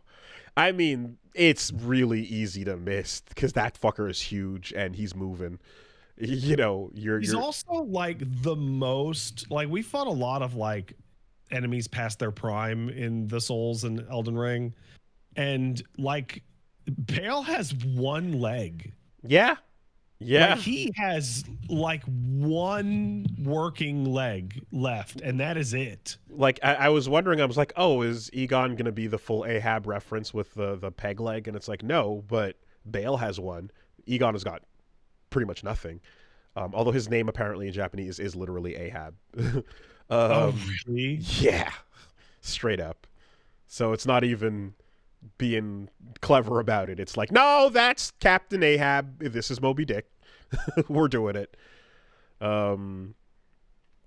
So is Egon missing 1 leg or both? Because you can't really see when he's on the floor. It's very clear. It's covered up. You can't possibly see it. Only Zuli could with some hacking. but yeah, so just a fucking cool little cinematic fight there, and you know, if you put enough into it, and it's like, yeah, you can fight a dragon and have a great time if that fight is unique and awesome. Um, every time I think as well, like there's a moment where the boss like goes off into the sky, the music fades out, and then comes You're like, back in oh with a man. right when the phase Oh, is. I'm gonna die. This is the end of this attempt. Love that. Love that. Good shit. So yeah, this week, gonna take a look see, but gonna get some more Yakuza in there, and probably some more of that Elden Ring. So I'll let you guys know. Take a look. The schedule will be posted on my Twitter at Woolly Wolves, but the channel is Woolly Versus on Twitch and on Twitter. Quick bathroom break. Okay. BRB.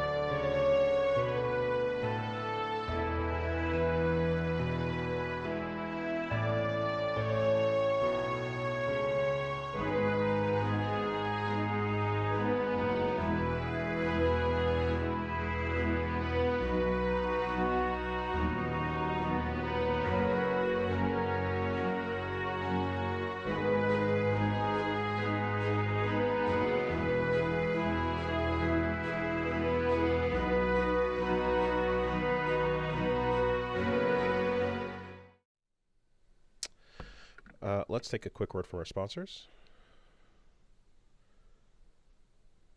Hello. Hello. What's up? We are back. We're taking a quick word from our sponsors. Oh, hey.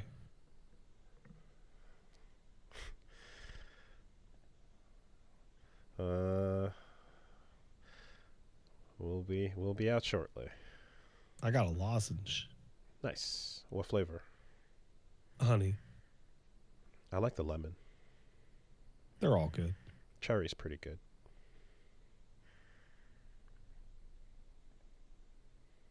This week, the podcast is sponsored by Shopify. Yeah. That is the all-in-one commerce platform to help you out if you're getting started on your business. Cha-ching! The sale of a sound on the sound of a sale on Shopify. Basically, if you are getting started and you're trying to figure out, I don't know, for example, you're talking into a microphone and you're maybe playing video games or podcasting, and you're like, hey, I have some merch I want to sell. I got a little doohickey, and that people might want it, like a sticker or a T-shirt. Like, how do I figure that out? Well, Shopify is there to help you with the entire process of tracking your data, your growth. It's got the data. It's got the perfect from launching your shop online stage to the did we just hit 1 million orders stage. It's there to help you turn browsers into buyers with the internet's best converting checkout, 36% better on average compared to other leading commerce platforms. They've got award-winning support, and they are behind for these shops like Allbirds, Rothy's, Brooklinen, and millions of other entrepreneurs of every size across 175 countries. So, yeah, if you're looking to get into or get your business, if you're looking to track and get your e-commerce platform and in-person POS systems up to date with the best, then you want to go with Shopify. Right now, a great time. You can sign up for a $1 a month trial period at shopify.com/superbeast, all lowercase. Go to shopify.com/superbeast now to grow your business no matter what stage you're in. Shopify.com/superbeast. Yeah, they can help you figure out how to get a shirt or something else more complex than that. Thanks, Shopify. Thank you. This week, the podcast is sponsored by Factor. That is your solution for no prep, no mess meals that are actually healthy to eat. I wish I had some Factor food right now. Yeah, it's pretty tasty.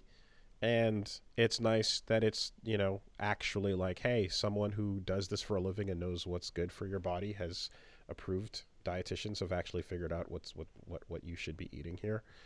I'm currently in the process of trying to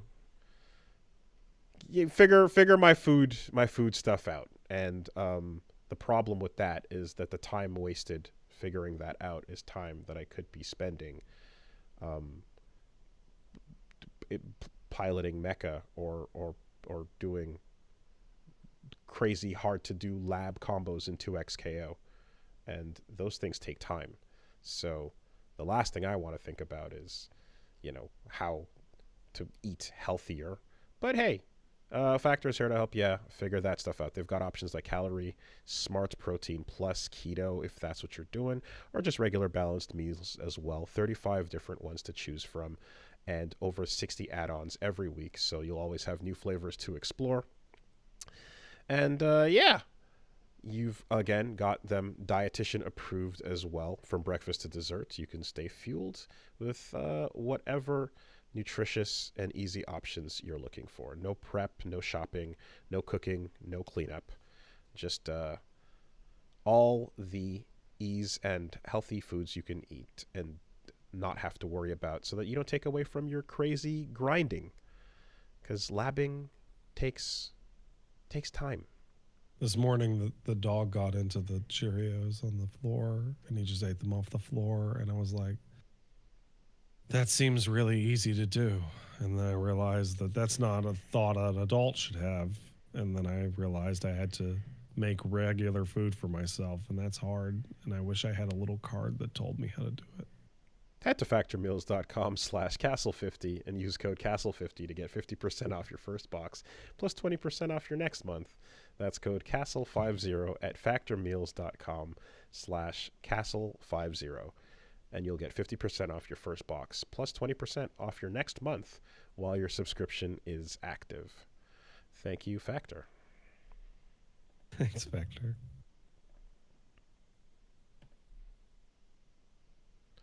This week, the podcast is sponsored by Henson Shaving, and we've talked about them before, because when it comes to shaving, the usual is you go to a pharmacy and you get treated like a criminal, and then you have to scan your thumbprint and eyes and put on a striped jumpsuit and go in for visitation rights, and then maybe at the end of this ordeal you'll be buzzed into a room where you can select the razor that you're allowed to And the razors aren't even good. And then they're terrible on top of that. So, how about not that? How about you don't? How about you go with a razor that is precise to the degree that its blade extends 0.0013 inches. That's like this much. I mean, I don't think you can possibly squeeze your fingers together close enough to My fingers are really accurate. It's less than the thickness of a human hair, but that's the level of precision you need. And that's why Henson is also the makers of aerospace machine shops that make parts for the Mars rover and the International Space Station. So they're exceptional at manufacturing, and that level of precision is exactly what you need for a good shave. And on top of it being a good one, you don't have to, again, get treated like a convict to go get some. In fact, you can get it, straight to your door. And that is a clean, no fuss, no muss shave as well. So get in there with the precision that beats the garbage tossed out dollar store razors that you're regularly using. And you don't want to get the bumps, which if you've got a face that gets the bumps, it's bad out here, man. Not even once.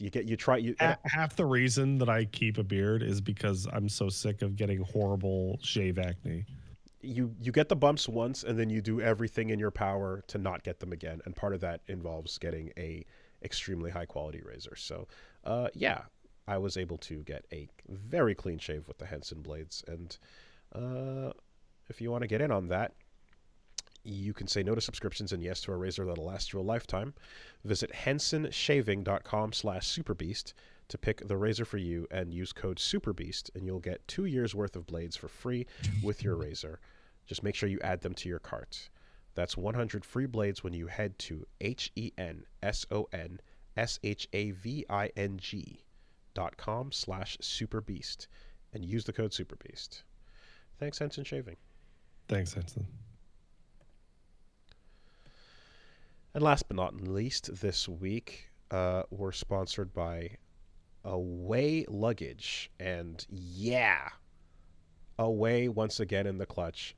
They are straight up, they make luggage, and they make really, really good suitcases, the best that I've used. You have one of your suitcases, and you love it. I really do. And I've been using the new soft side suitcase as well. It was instrumental in traveling to Evo. It was very useful for Greece. It's the type of thing that is it's got it fits into the overhead compartment, so you don't have to, you're getting your onboard sized, everything fits in as it should onto the plane.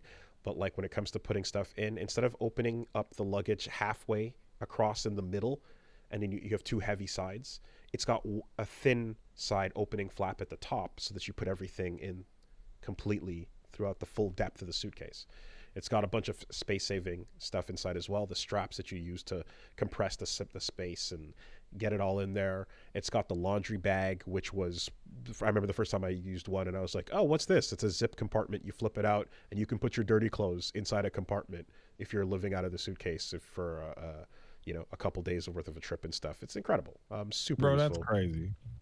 The ones I was using earlier as well, that was where they had the chargeable battery inside, and then the earlier models with the portable battery was fantastic. And yeah, it's just a really good suitcase that makes it easy to travel, and you don't have to worry about thinking about whether it's going to get wrecked up in transit, and whether there's enough space for whatever you're going to buy while you're on the trip as well. So check them out.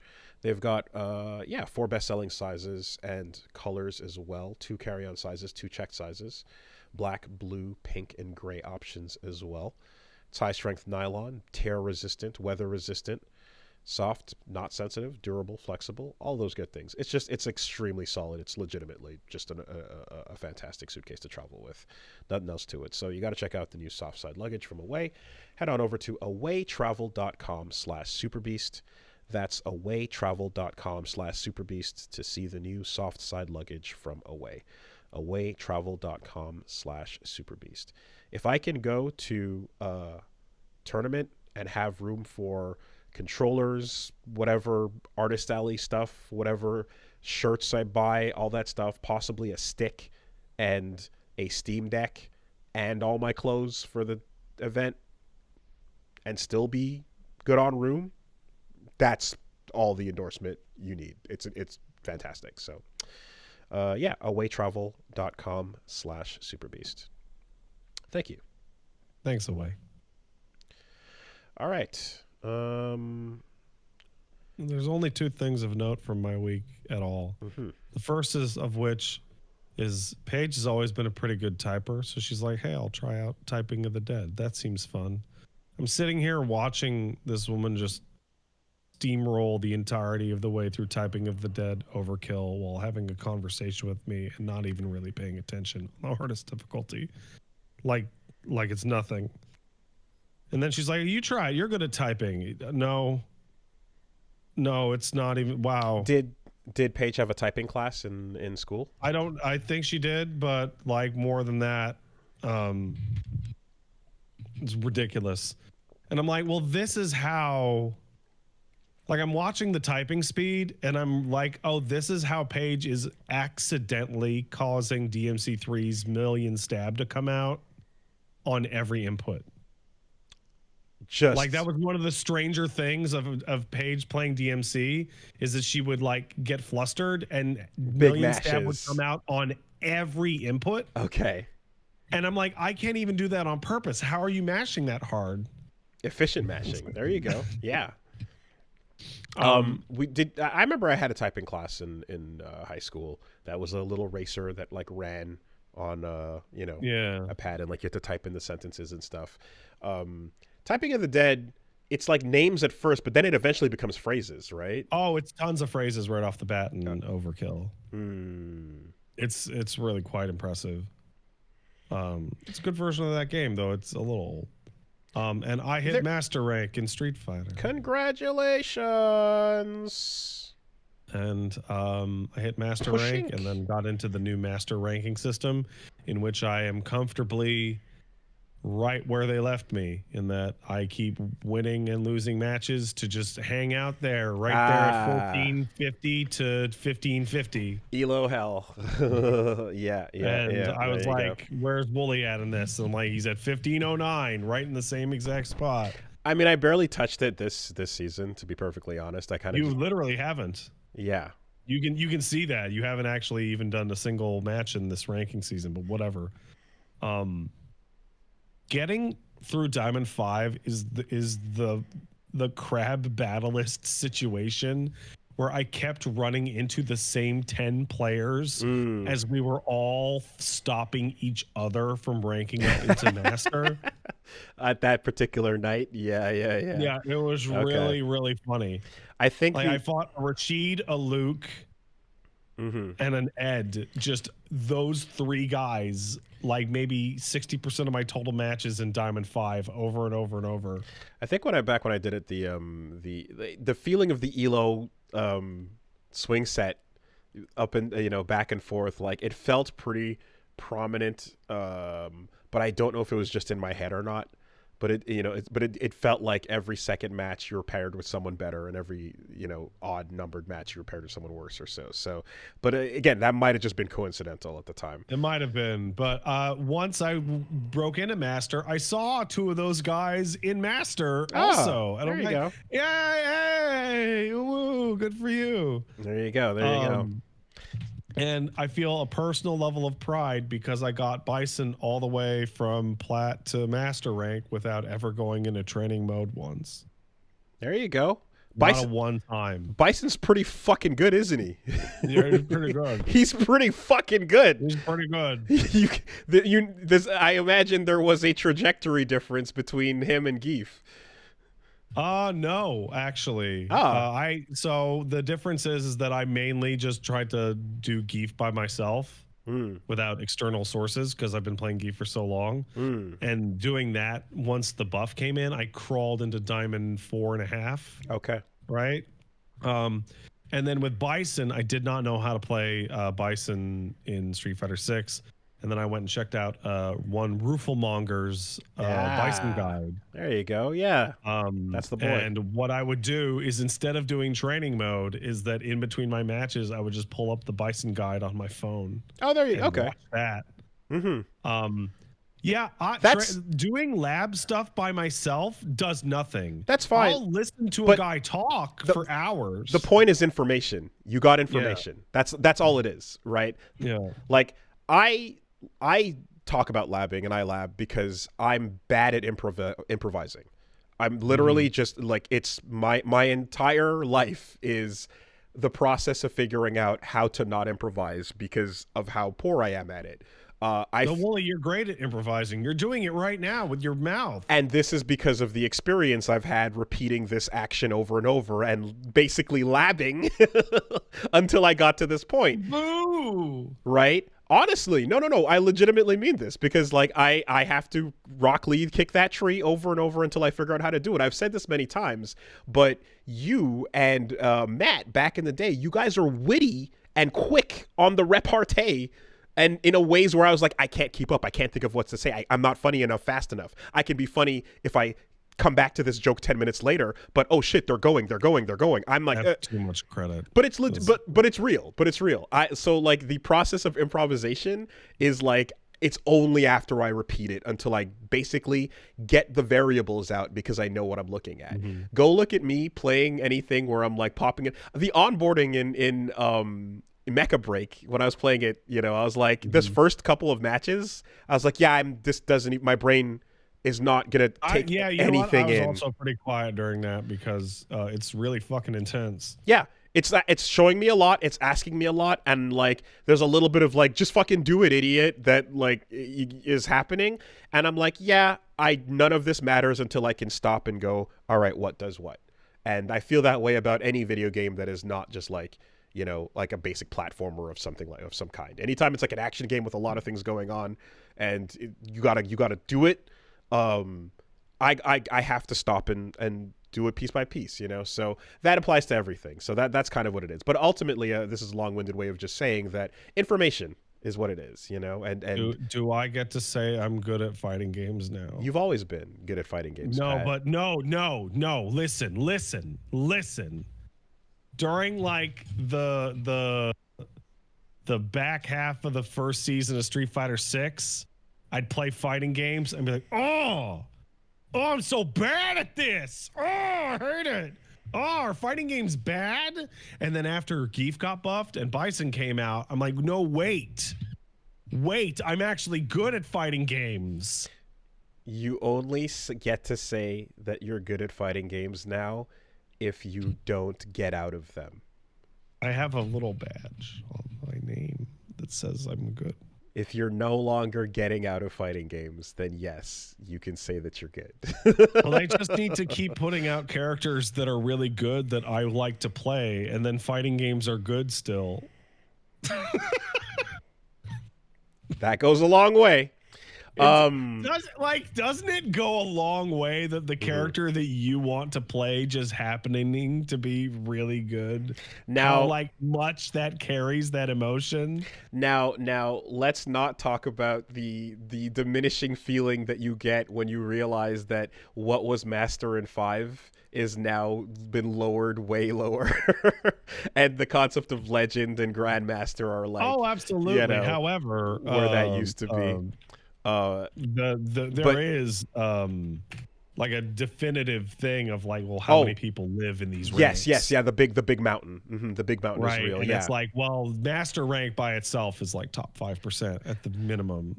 And legitimately, it's honestly more of a like, congratulations, you're no longer ruining the experience for everyone below you. Like, it's Master rank is so interesting is that it has an entire ranking set inside of itself. It does. For the full skill range. And it's like when I was dipping down into like 1450, I'm like, these guys are way worse than the diamond players I was just fighting. You'll see. That's weird. So what you'll see is really interesting because there'll be a large spectrum, but you'll see people who are absolutely terrifying, but they only have that one layer. And once you crack that one layer, there's nothing underneath it, right? There's a lot, because you know how like a lot of people, and I mean everybody has an autopilot, right? There's that little like, I'm just gonna not think about what I'm doing right now because I figured out I have a combo and I'm trying to get that going, and everything else is just kind of reactive here and there. There's a lot of Kens that do that mix up with their kicks, and that's all they got, but it's a really good mix up. Some people are able to take that one trick pony all the way to the finals, you know? And, well, I mean, metaphorically speaking. And you will notice that, like, yeah, as soon as someone is good enough to see past that, they have nothing else, and then they start dropping, right? I think Reggie called it the MR drop, the when you waterfall off, you know?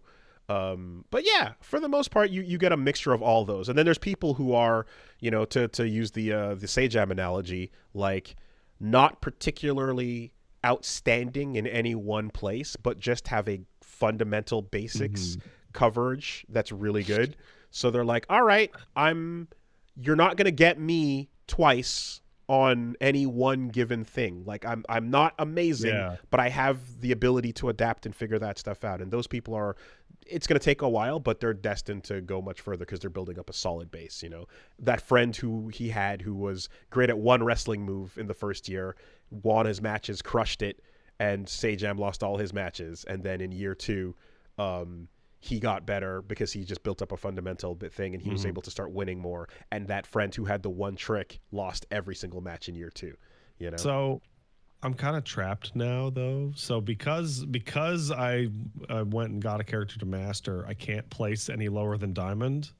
Oh, that's what it does. Okay. And so I was like, hey, you know, I still have a guile that's in the bottom of gold. Let me go try that out. And I'm like, oh fuck, dude. I'm trash with everybody that's not Geef and Bison. If Terry comes out and then they fucking force me into diamond, I'm gonna spend like weeks getting crushed down into plat.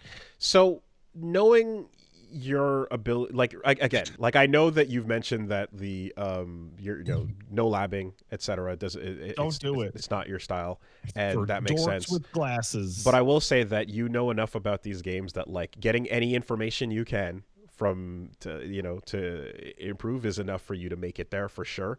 Bison is going to get touched because currently a lot of people are complaining about him.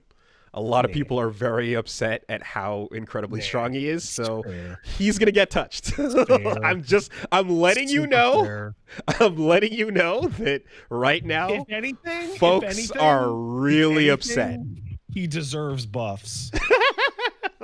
Okay. Well, just so you know, that's coming down the pipeline. But probably what'll happen is when he does get touched, Terry will be amazing. You know. Yeah.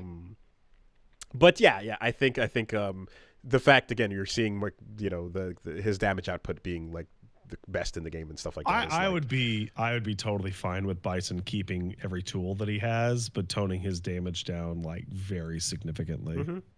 That's when you get the EX Psycho Crusher combo with somebody on the mine and they just evaporate. They melt. That's probably too much. Also, Scissor Kick was never meant to be an uncharged move. Scissor Kicks, you just quarter circle, right? Yeah.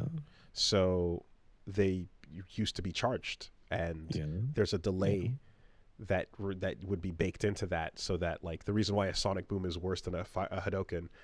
It's a different move now. I mean, that's why he keeps the charges on the Psycho Crushers. Yeah, sorry. When I didn't, the reason why Sonic Boom is better than a Hadouken is what I meant to say, is because like you have to take a second to hold back. Yeah, but it doesn't do as much damage as Psycho Drive, so it's fine. No, but the ability to pressure with the tip is. It's fine.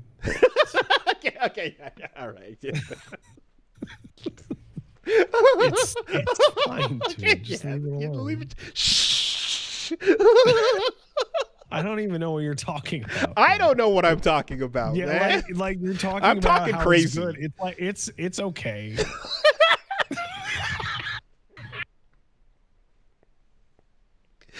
You land that fucking EX stomp on someone on the ground and just OTG them. Remember? You're playing a Street Fighter game and you're stomping someone on the ground.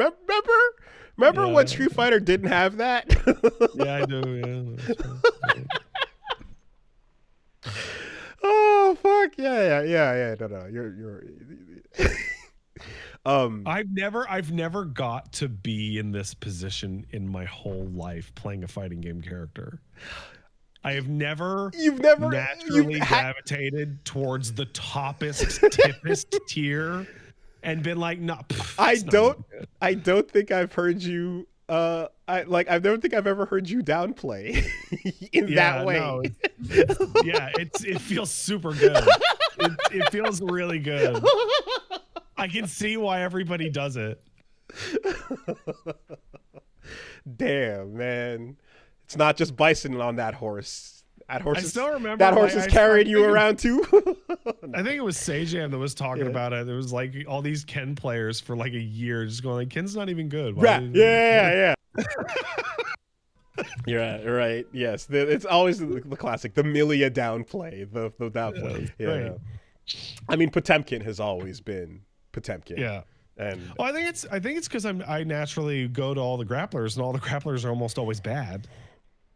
So I've just been drowning in my salty scrub tears. I think Sarabella was the attempt to rewrite history on that one, and it's like, yeah, but then you had to be playing Skullgirls. But yes, grappler's not always bad. It's just the player has to be fucking. You got to be sick with it, you know. I mean, they can nerf Bison once he's won like a major tournament. Well, I haven't seen that yet, so he might not. He's probably actually really bad. Yeah. All right. Yeah. Like bottom 5. Doesn't even have projectile. Minimum. You know. Yeah. I mean, someone just did a CPU level 8. He won a major tournament yesterday. Well, how about you shut the fuck up? How about that, huh? The tournament, even that. Was that the? I mean, I didn't hear about it. Oh. Must not be a EWC. Shanghai. That was Shanghai, right? No. Doesn't all right. Don't worry about it. It's fine. Don't worry. All good. Punk's taking some time off. Good shit. Made more money than Evo in one shot. I tell you what, though. Hey, people out there, if you're like, I can't go to fighting games, let me tell you, I hit master rank with the baby over my shoulder and going through coughing fits from COVID. You can do it. The first thought I was having was that for me, I do the repetition and stuff, but also I also have fun with it. Fun can be found in a lot of places. That's the most important part. But getting some information, getting Ruffelmonger videos, it has some tips. If you find his tutorial on Bison is really exemplary. Rufal's cool. Rufal's a good guy. Yeah, got some good stuff out there, and there's other places as well where if you find a player and you find someone that like has some great explanations, there's a couple of resources really, but in any case that will, there's times where a character gets invented and you can kind of just like we say X copy that or Shang Tsung it, you know what I mean? Just kind of like, oh, I'm gonna use that tech. I'm stealing that, writing that down. Oh, I love mirror matches, dude. I love mirror matches because every time I see a mirror match, they always do something to me, and I go, "That works." Oh shit! Nice. Yeah. Steal and it. And then you just take it. And then other times, you are like gonna go and trailblaze your own path if you're that type of player, you know. But like 2XKO very much feels like it wants to enable people like that because the combo system is so loose. I'm the kind of person who I have to like, not only do I have to like practice, I've got to write it down to make sure that I'm like, oh, I remember how to do this, because in a couple weeks time, I'm going to forget what I just learned. So I also make a note of it so that when I come back to it, I go, oh, that's true. I learned how this is that, you know? But yeah, that stuff's cool. So yeah, hey, congrats. And Terry is gonna come fucking Buster Warving his way into this tier list real hard. He's got to be good, right? Like he has to be the best. He's a guest character from a proper famous friendly franchise. He has to come in like at least like top 5, right?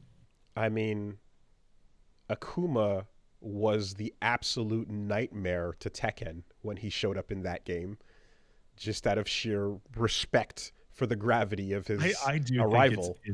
I think it's like absolutely wild that they put Akuma in and made him as good as he was, like as a guest. Like he was so good, uncompromising. Full touch of death. Go look up Super Akuma replays to see them. Anyway, anything else of note? Nah, man. All right, let's get into the news real quick. Just a couple things. Tango Gameworks lives. Tango has been revived by Krafton, the publisher of PUBG. And rehired everybody. Yep. So JoJo on Twitter made a post going in May when they announced the closure of Tango Gameworks and the end of Hi-Fi Rush, going, you know, please check out these people, and it sucks that this is happening, but you know, there's some great talent over here. And then the next tweet, and so it continues. So that is a very sensible acquisition, because as we talked about when we reported on the death of Tango, the game was good, sold well, despite having no budget and being sent out to die. It outperformed expectations by just being really good and fun, and word of mouth overnight created an IP that people cared about out of nowhere. And to watch that just die and get punished for the audacity of being a pretty cool new game was ridiculous. So hey, someone's like, how about we save that? Yeah, makes sense. Krafton is, they own Bluehole, Unknown Worlds, Striking Distance Studios, and yeah, basically PUBG is the main thing and a couple other bits. But so Microsoft bought Tango, and then they used them to put out one game, and then fired them, and then just kept the Evil Within, and there was a Ghostwire Tokyo IP. And the implication that it was like, oh, it's because Shinji Mikami left the company and they had no leader or whatever. Let me tell you, that Evil Within IP has literally zero value outside of the team that made it.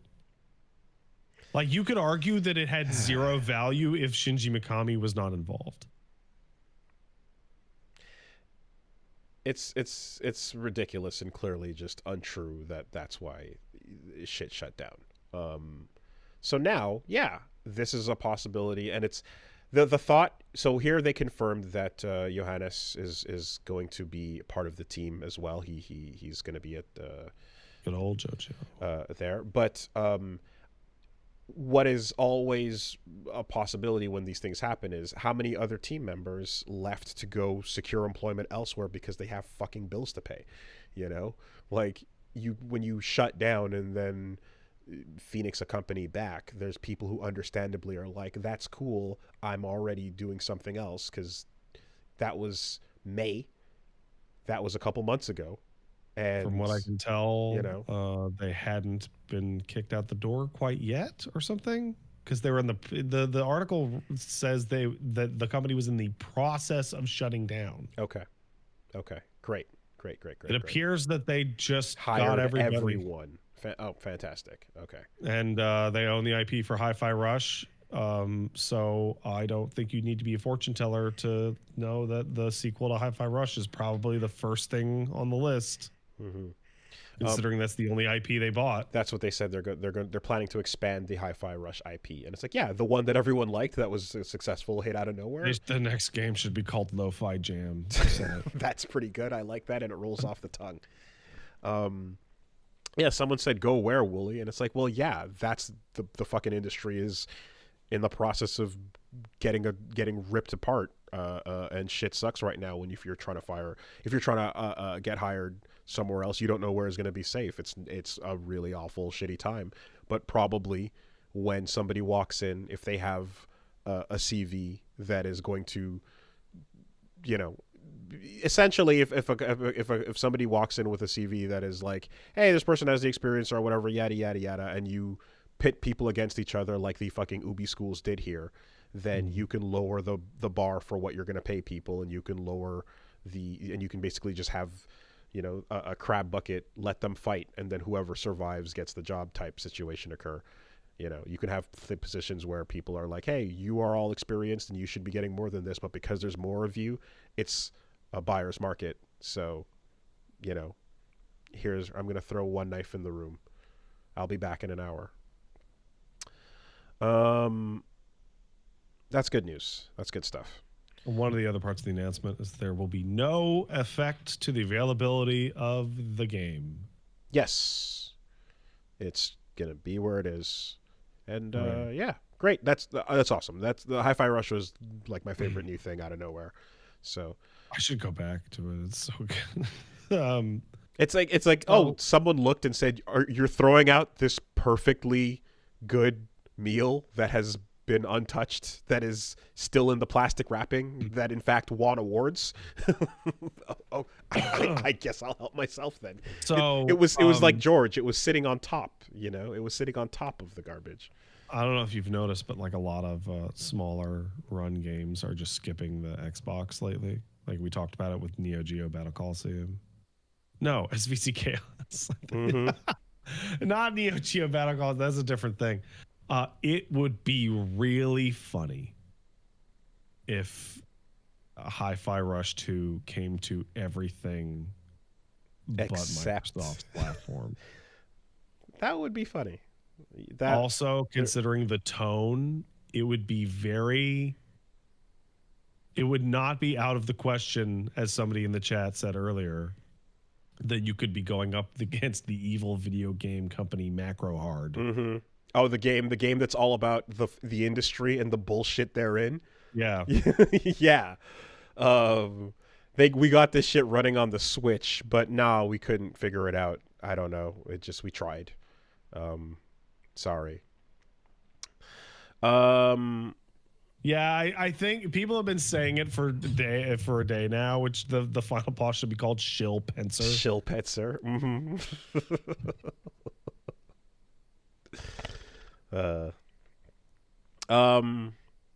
Here's one. I think you're gonna enjoy this one. I might. Borderlands on track to be the biggest bomb in cinema history. Oh yeah. Okay, so there's a couple things to go through here, right? Mm-hmm, mm-hmm. So first of all is that Borderlands has a terrible story. Like Borderlands they have a terrible story. Like the second one is like it's passable and it has like a couple of hits here and there, But like Borderlands 3 was like has a story so bad that like the recommendation is to delete all the voice files out of the game. So the story Right. here, so there's a Borderlands movie. If you happen to miss the release, the Borderlands movie is out. It's starring Cate Blanchett, Jamie Lee Curtis, Kevin Hart, Jack Black, and so on. It cost $110 million to make, and it has currently gained $8 million at the box office.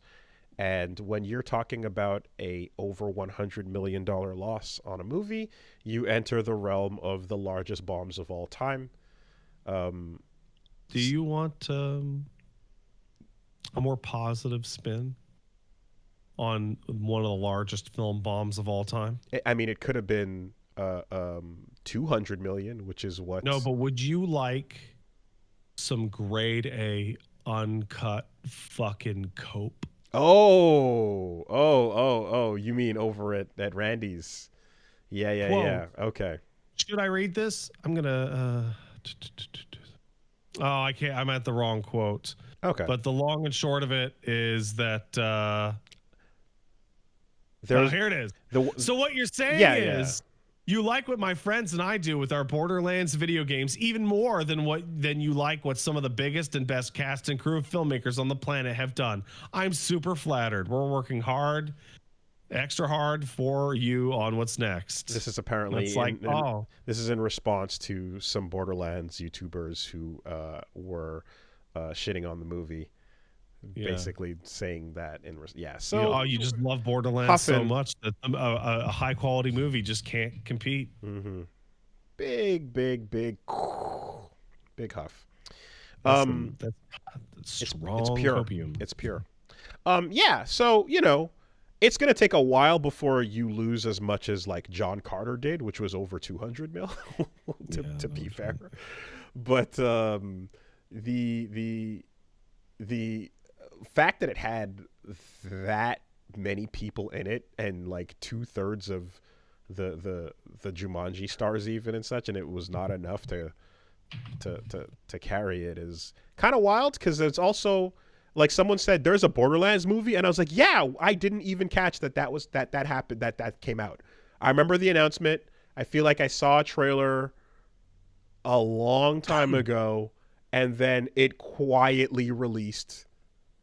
And that was apparently the budget on it. And I'm assuming that was all to the names that were in it, of course. I think that you knew the movie was super doomed when you saw that Cate Blanchett was cast as Lilith, and you're like, Cate Blanchett's fucking 55 years old. Why is she playing a 20-year-old in this movie? Oh, is that what she's doing? Okay. Yeah, dude, she looks so bad. What about like Cate Blanchett's a talented actor, but this is like casting like Ian McKellen as Wolverine. Like just like Grandpa is just got the claws out. Oh my goodness. I like Jamie Lee Curtis, but I don't know what is similar for her, or it was it? No, Tanith is fine. She's fine. Okay. Fine. Okay. Kevin Hart playing Roland is really funny because Roland is a serious character that doesn't joke around at all. So casting Kevin Hart as him is a really smart and good choice. Yeah. Again, I think it's just can we do the Jumanji thing again, but this time we'll do it without The Rock. Anyway, we're going way up on this list. There's some biggest bombs of all time is pretty fucking, because it's like, okay, John Carter, that stands out in I think our minds. We've talked about it more than once as like, whoa man, it's the amount. John Carter's like the like one of the originators of like space fantasy, sure, and just like, but the reboot just meh. But it's like, you know what else is heading up on that list immediately underneath it? What's that? The Lone Ranger 2013. Like, I was like, that was $240 million. Oh my God. What? Dude. It's crazy. It's crazy. Yeah. People who like I am of the okay. Hey, listen, I'm not an economist and I'm not a filmmaker. I am of the opinion that a significant proportion of every movie's budget that when you see costs this much is just theft. It's just that because that's like it's just I put $50 million in my pocket. That number makes no sense until you remember that Johnny Depp was in it. Mm-hmm. And then you go, oh yeah, that's where that number came from. You know, yeah, man, it's fucking wild. I mean, Spirits Within is still up there, you know. Spirits Within is up there, if only because it dramatically shifted the direction of all video games forever. Sure. Like it was a very, like if the Gooch hadn't have gone all in on Spirits Within, video games today would be different. I would say that the second movie they were gonna make with those models would have been way cheaper. Oh yeah, that was the plan. If that ever happened, because they already had them ready to go. But sadly, yeah, you know, it just that wasn't. Okay, I see a lot of people in the chat just not knowing who the fuck I'm referring to when I say the Gooch. I'm referring to Hironobu Sakaguchi, creator of Final Fantasy and evangelist of the Spirits Within. Sid was in there. They found there was you know, yeah, they did did was it. Played by that he's done by Donald Sutherland, I think. Yeah, and then Titan AE, which is like, yeah, you know, that I like that was expensive animation. That was Don Bluth, but fuck me, I enjoyed it. Anyway, you know what's always fun is when they go, oh man, this movie bombed horribly. And you're like, I've never heard of that movie once in my life. And they're like, it came out last year. I'm like, sure it did. Yeah. It told you, fine. Fucking Adventures of Pluto Nash. Shout outs to my brother. Anyway. I saw that. Oh man, that deserved to fucking die. Like I saw the here the 2015 movie Pan, and like my brain deleted that from existence. Oh, like man. I had like a glass shatter. I can't believe we're talking about fucking the movie Pan. What? All right. So Godspeed Borderlands. Godspeed Randy. Straight to hell where you deserve. And speaking of adaptations, yeah, we just the story. The cast of the Yakuza TV show, Like a Dragon, did not play the games. They were instructed not to because we wanted to do our own version. And you know what? Hey, if everyone is like we were just talking about as Sir Anthony Hopkins. If everyone is like Anthony Hopkins, then this will be amazing. Do you know? Did you hear the insane thing you just said? If everyone here is as good as Anthony Hopkins, yes. We're all good. Yes, because when asked, we just covered this last week. We're like, hey, Anthony Hopkins says, "Fuck your stupid source material. It's words on a page. I'm gonna do it." If they're all that good, then great. Someone in the chat said Fallout did the same thing. Fallout doesn't reuse existing characters. That's a nonsense thing to say. I'm very much.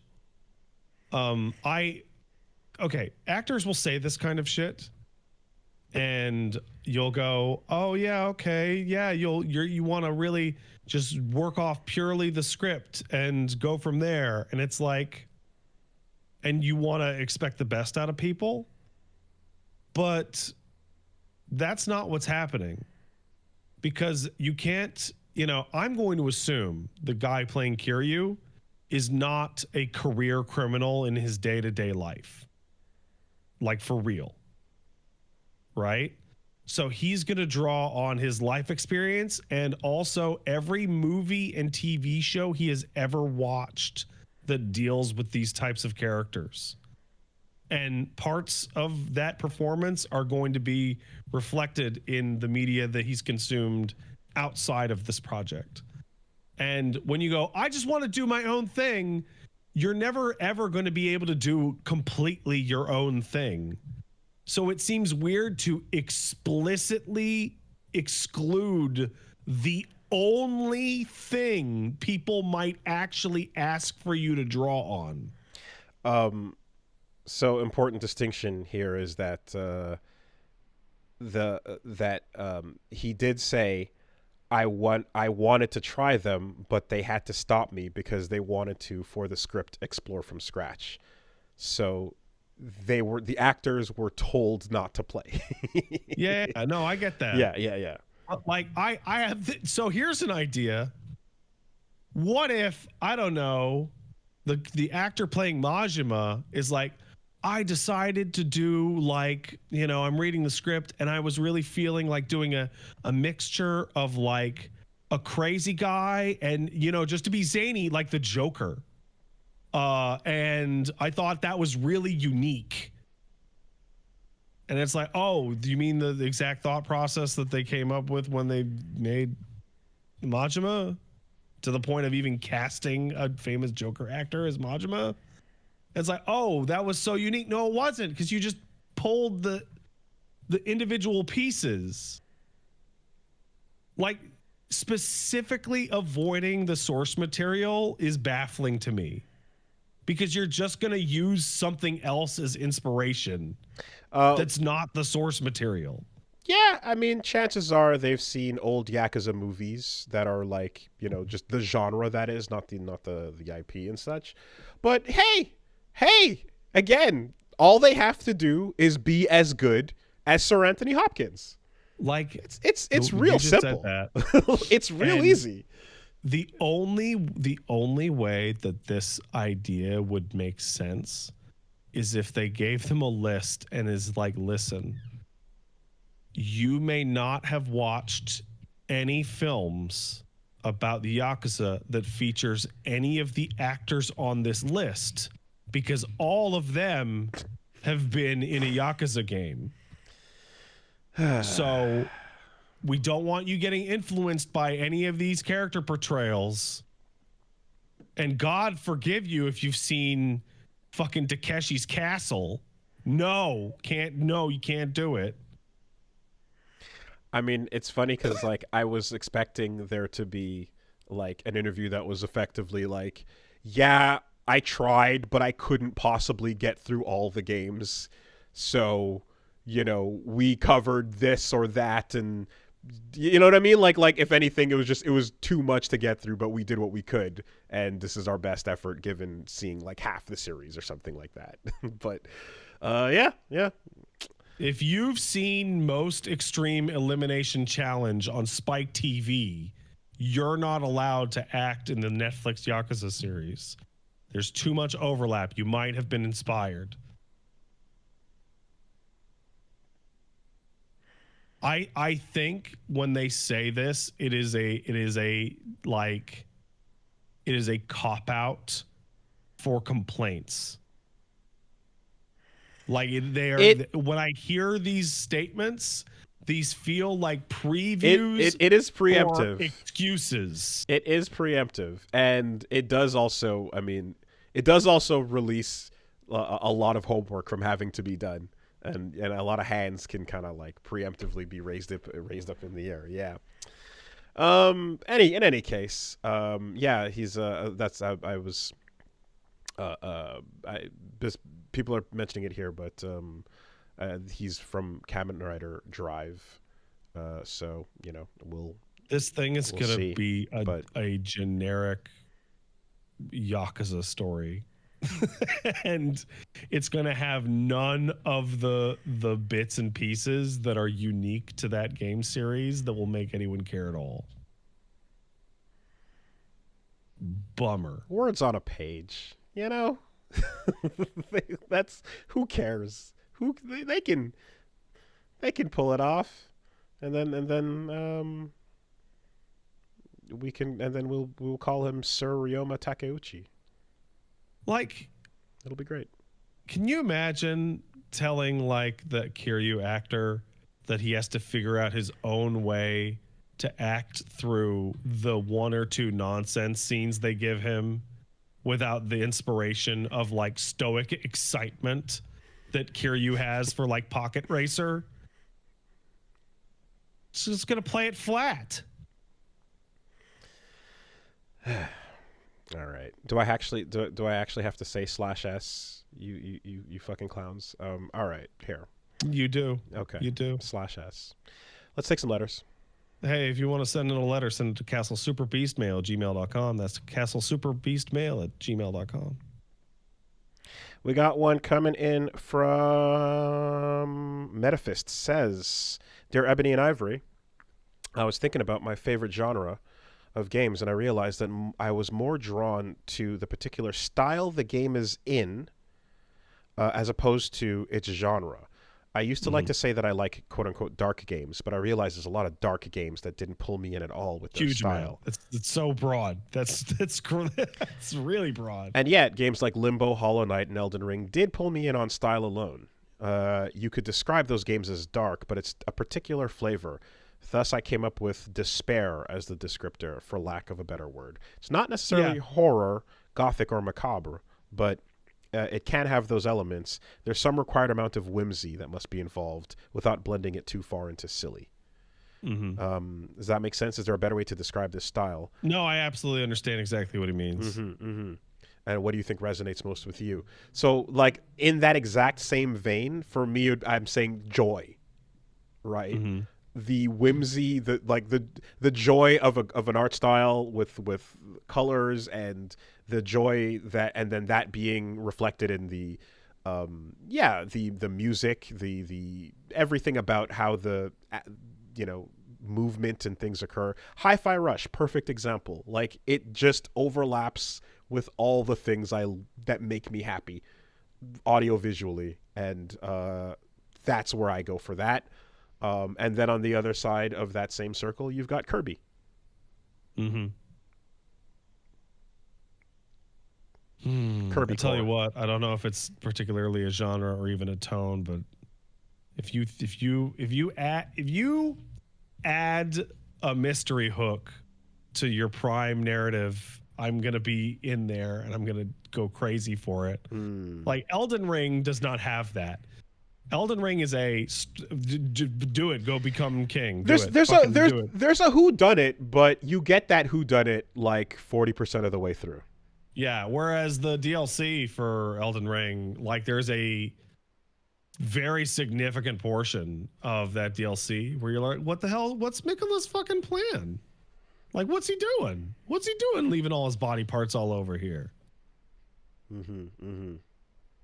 Someone's yelling, play Danganronpa, Pat. I think you'd hate Danganronpa. I fucking hate There's so much there's so much there that you hate more than there would be that you love. Danganronpa. That's an extremely inaccurate call. If you know this dude, that's a really off call. Like, feels and sounds like the guy that I wouldn't sit next to at the high school lunch table because he stank. It's like, I love it. I think it's great, but you're a fucking horrible weeb. But I can feel its energy and how threatening that is. Just the whiff of it is I didn't even make it in like 10 minutes. I got to I'm the best baseball player. I'm the most amazing. I'm like, all right. Yeah, no, your version of that is Zero Escape without the Sudoku. That's what's more your speed. 100%. I get it.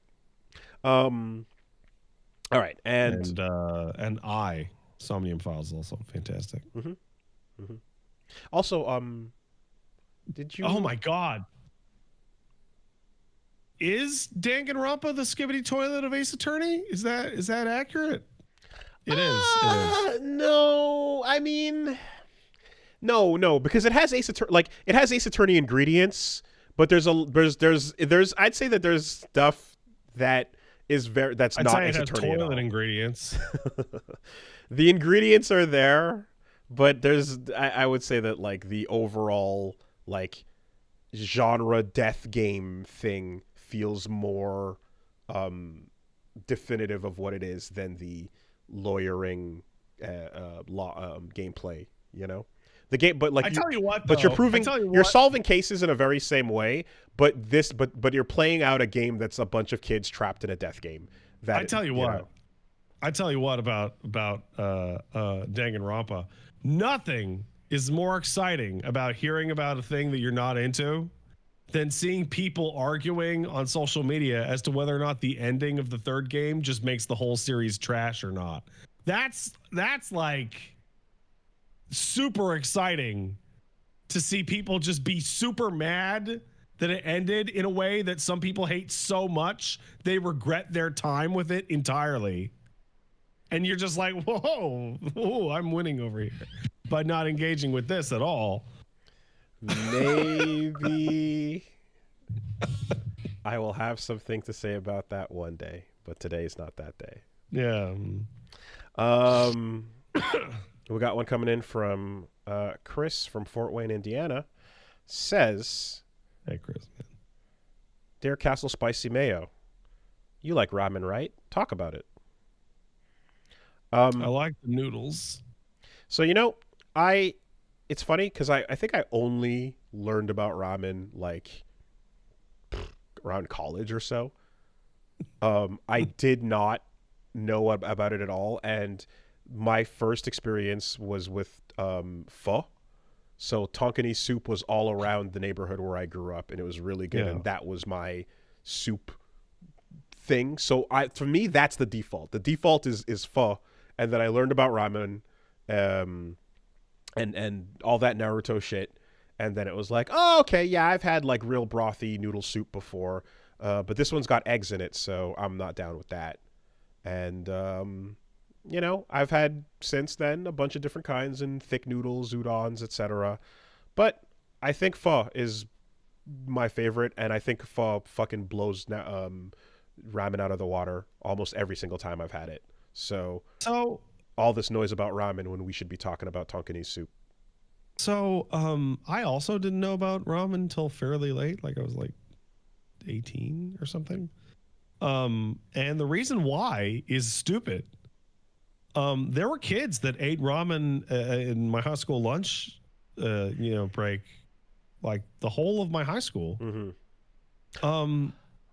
But for some reason, all the kids that ate ramen in my high school just pulled it out of the packet. Yes. Okay. Okay. Bite into it like freaks. So I wasn't okay. And like it was a goddamn gigantic granola bar or something. The bag of dollar store of like the dollar ramen thing. Yeah, that I was thinking of the bowl that you get from the place in the the real thing or whatever from the restaurant. That stuff, yeah, everybody had those, and we would crack, and the crumbs and the tiny noodles would go everywhere. You empty the soup powder into the bag. You crush the bag up, and you eat them like chips. Weird. Affordable. Yeah, I didn't even know you could make those into like a soup until like 18. Very, very affordable. Yeah, very affordable. That's true. Yeah, but if you're talking about going to a place and getting a hot bowl put in front of you at a restaurant, all day pho, all day. Now people are pointing out that I in fact eat raw pasta, but that's different. You see. Because when I eat raw pasta, I eat it one strand at a time. It doesn't go everywhere. Okay, but the consistency of raw yellow pasta feels great. Like it's gonna hurt your stomach more than the noodles would. No, it's perfect. It's got that good crunch. Eating raw pasta, it can't be good. It's got to be doing some damage. Eating raw pasta is like the not quite as unhealthy like Pika obsession as like chewing straight through your pens in elementary I was school. about to say this insanity that you're having right now, this take is clearly based on 100% texture. It's just a texture fixation. Yeah, but you can't eat the broken plastic bits of your pen. But you because can, that's not food. but you can yes. eat the pasta because it is food. You a fan of those Popeye candies? I'm not super familiar. The little sticks, the little pixie sticks that you crack open. Oh yeah, those are all right. Yeah. I don't know why, but I feel like something deep inside. Yeah, dude, dry pasta is just a fidget spinner for your mouth.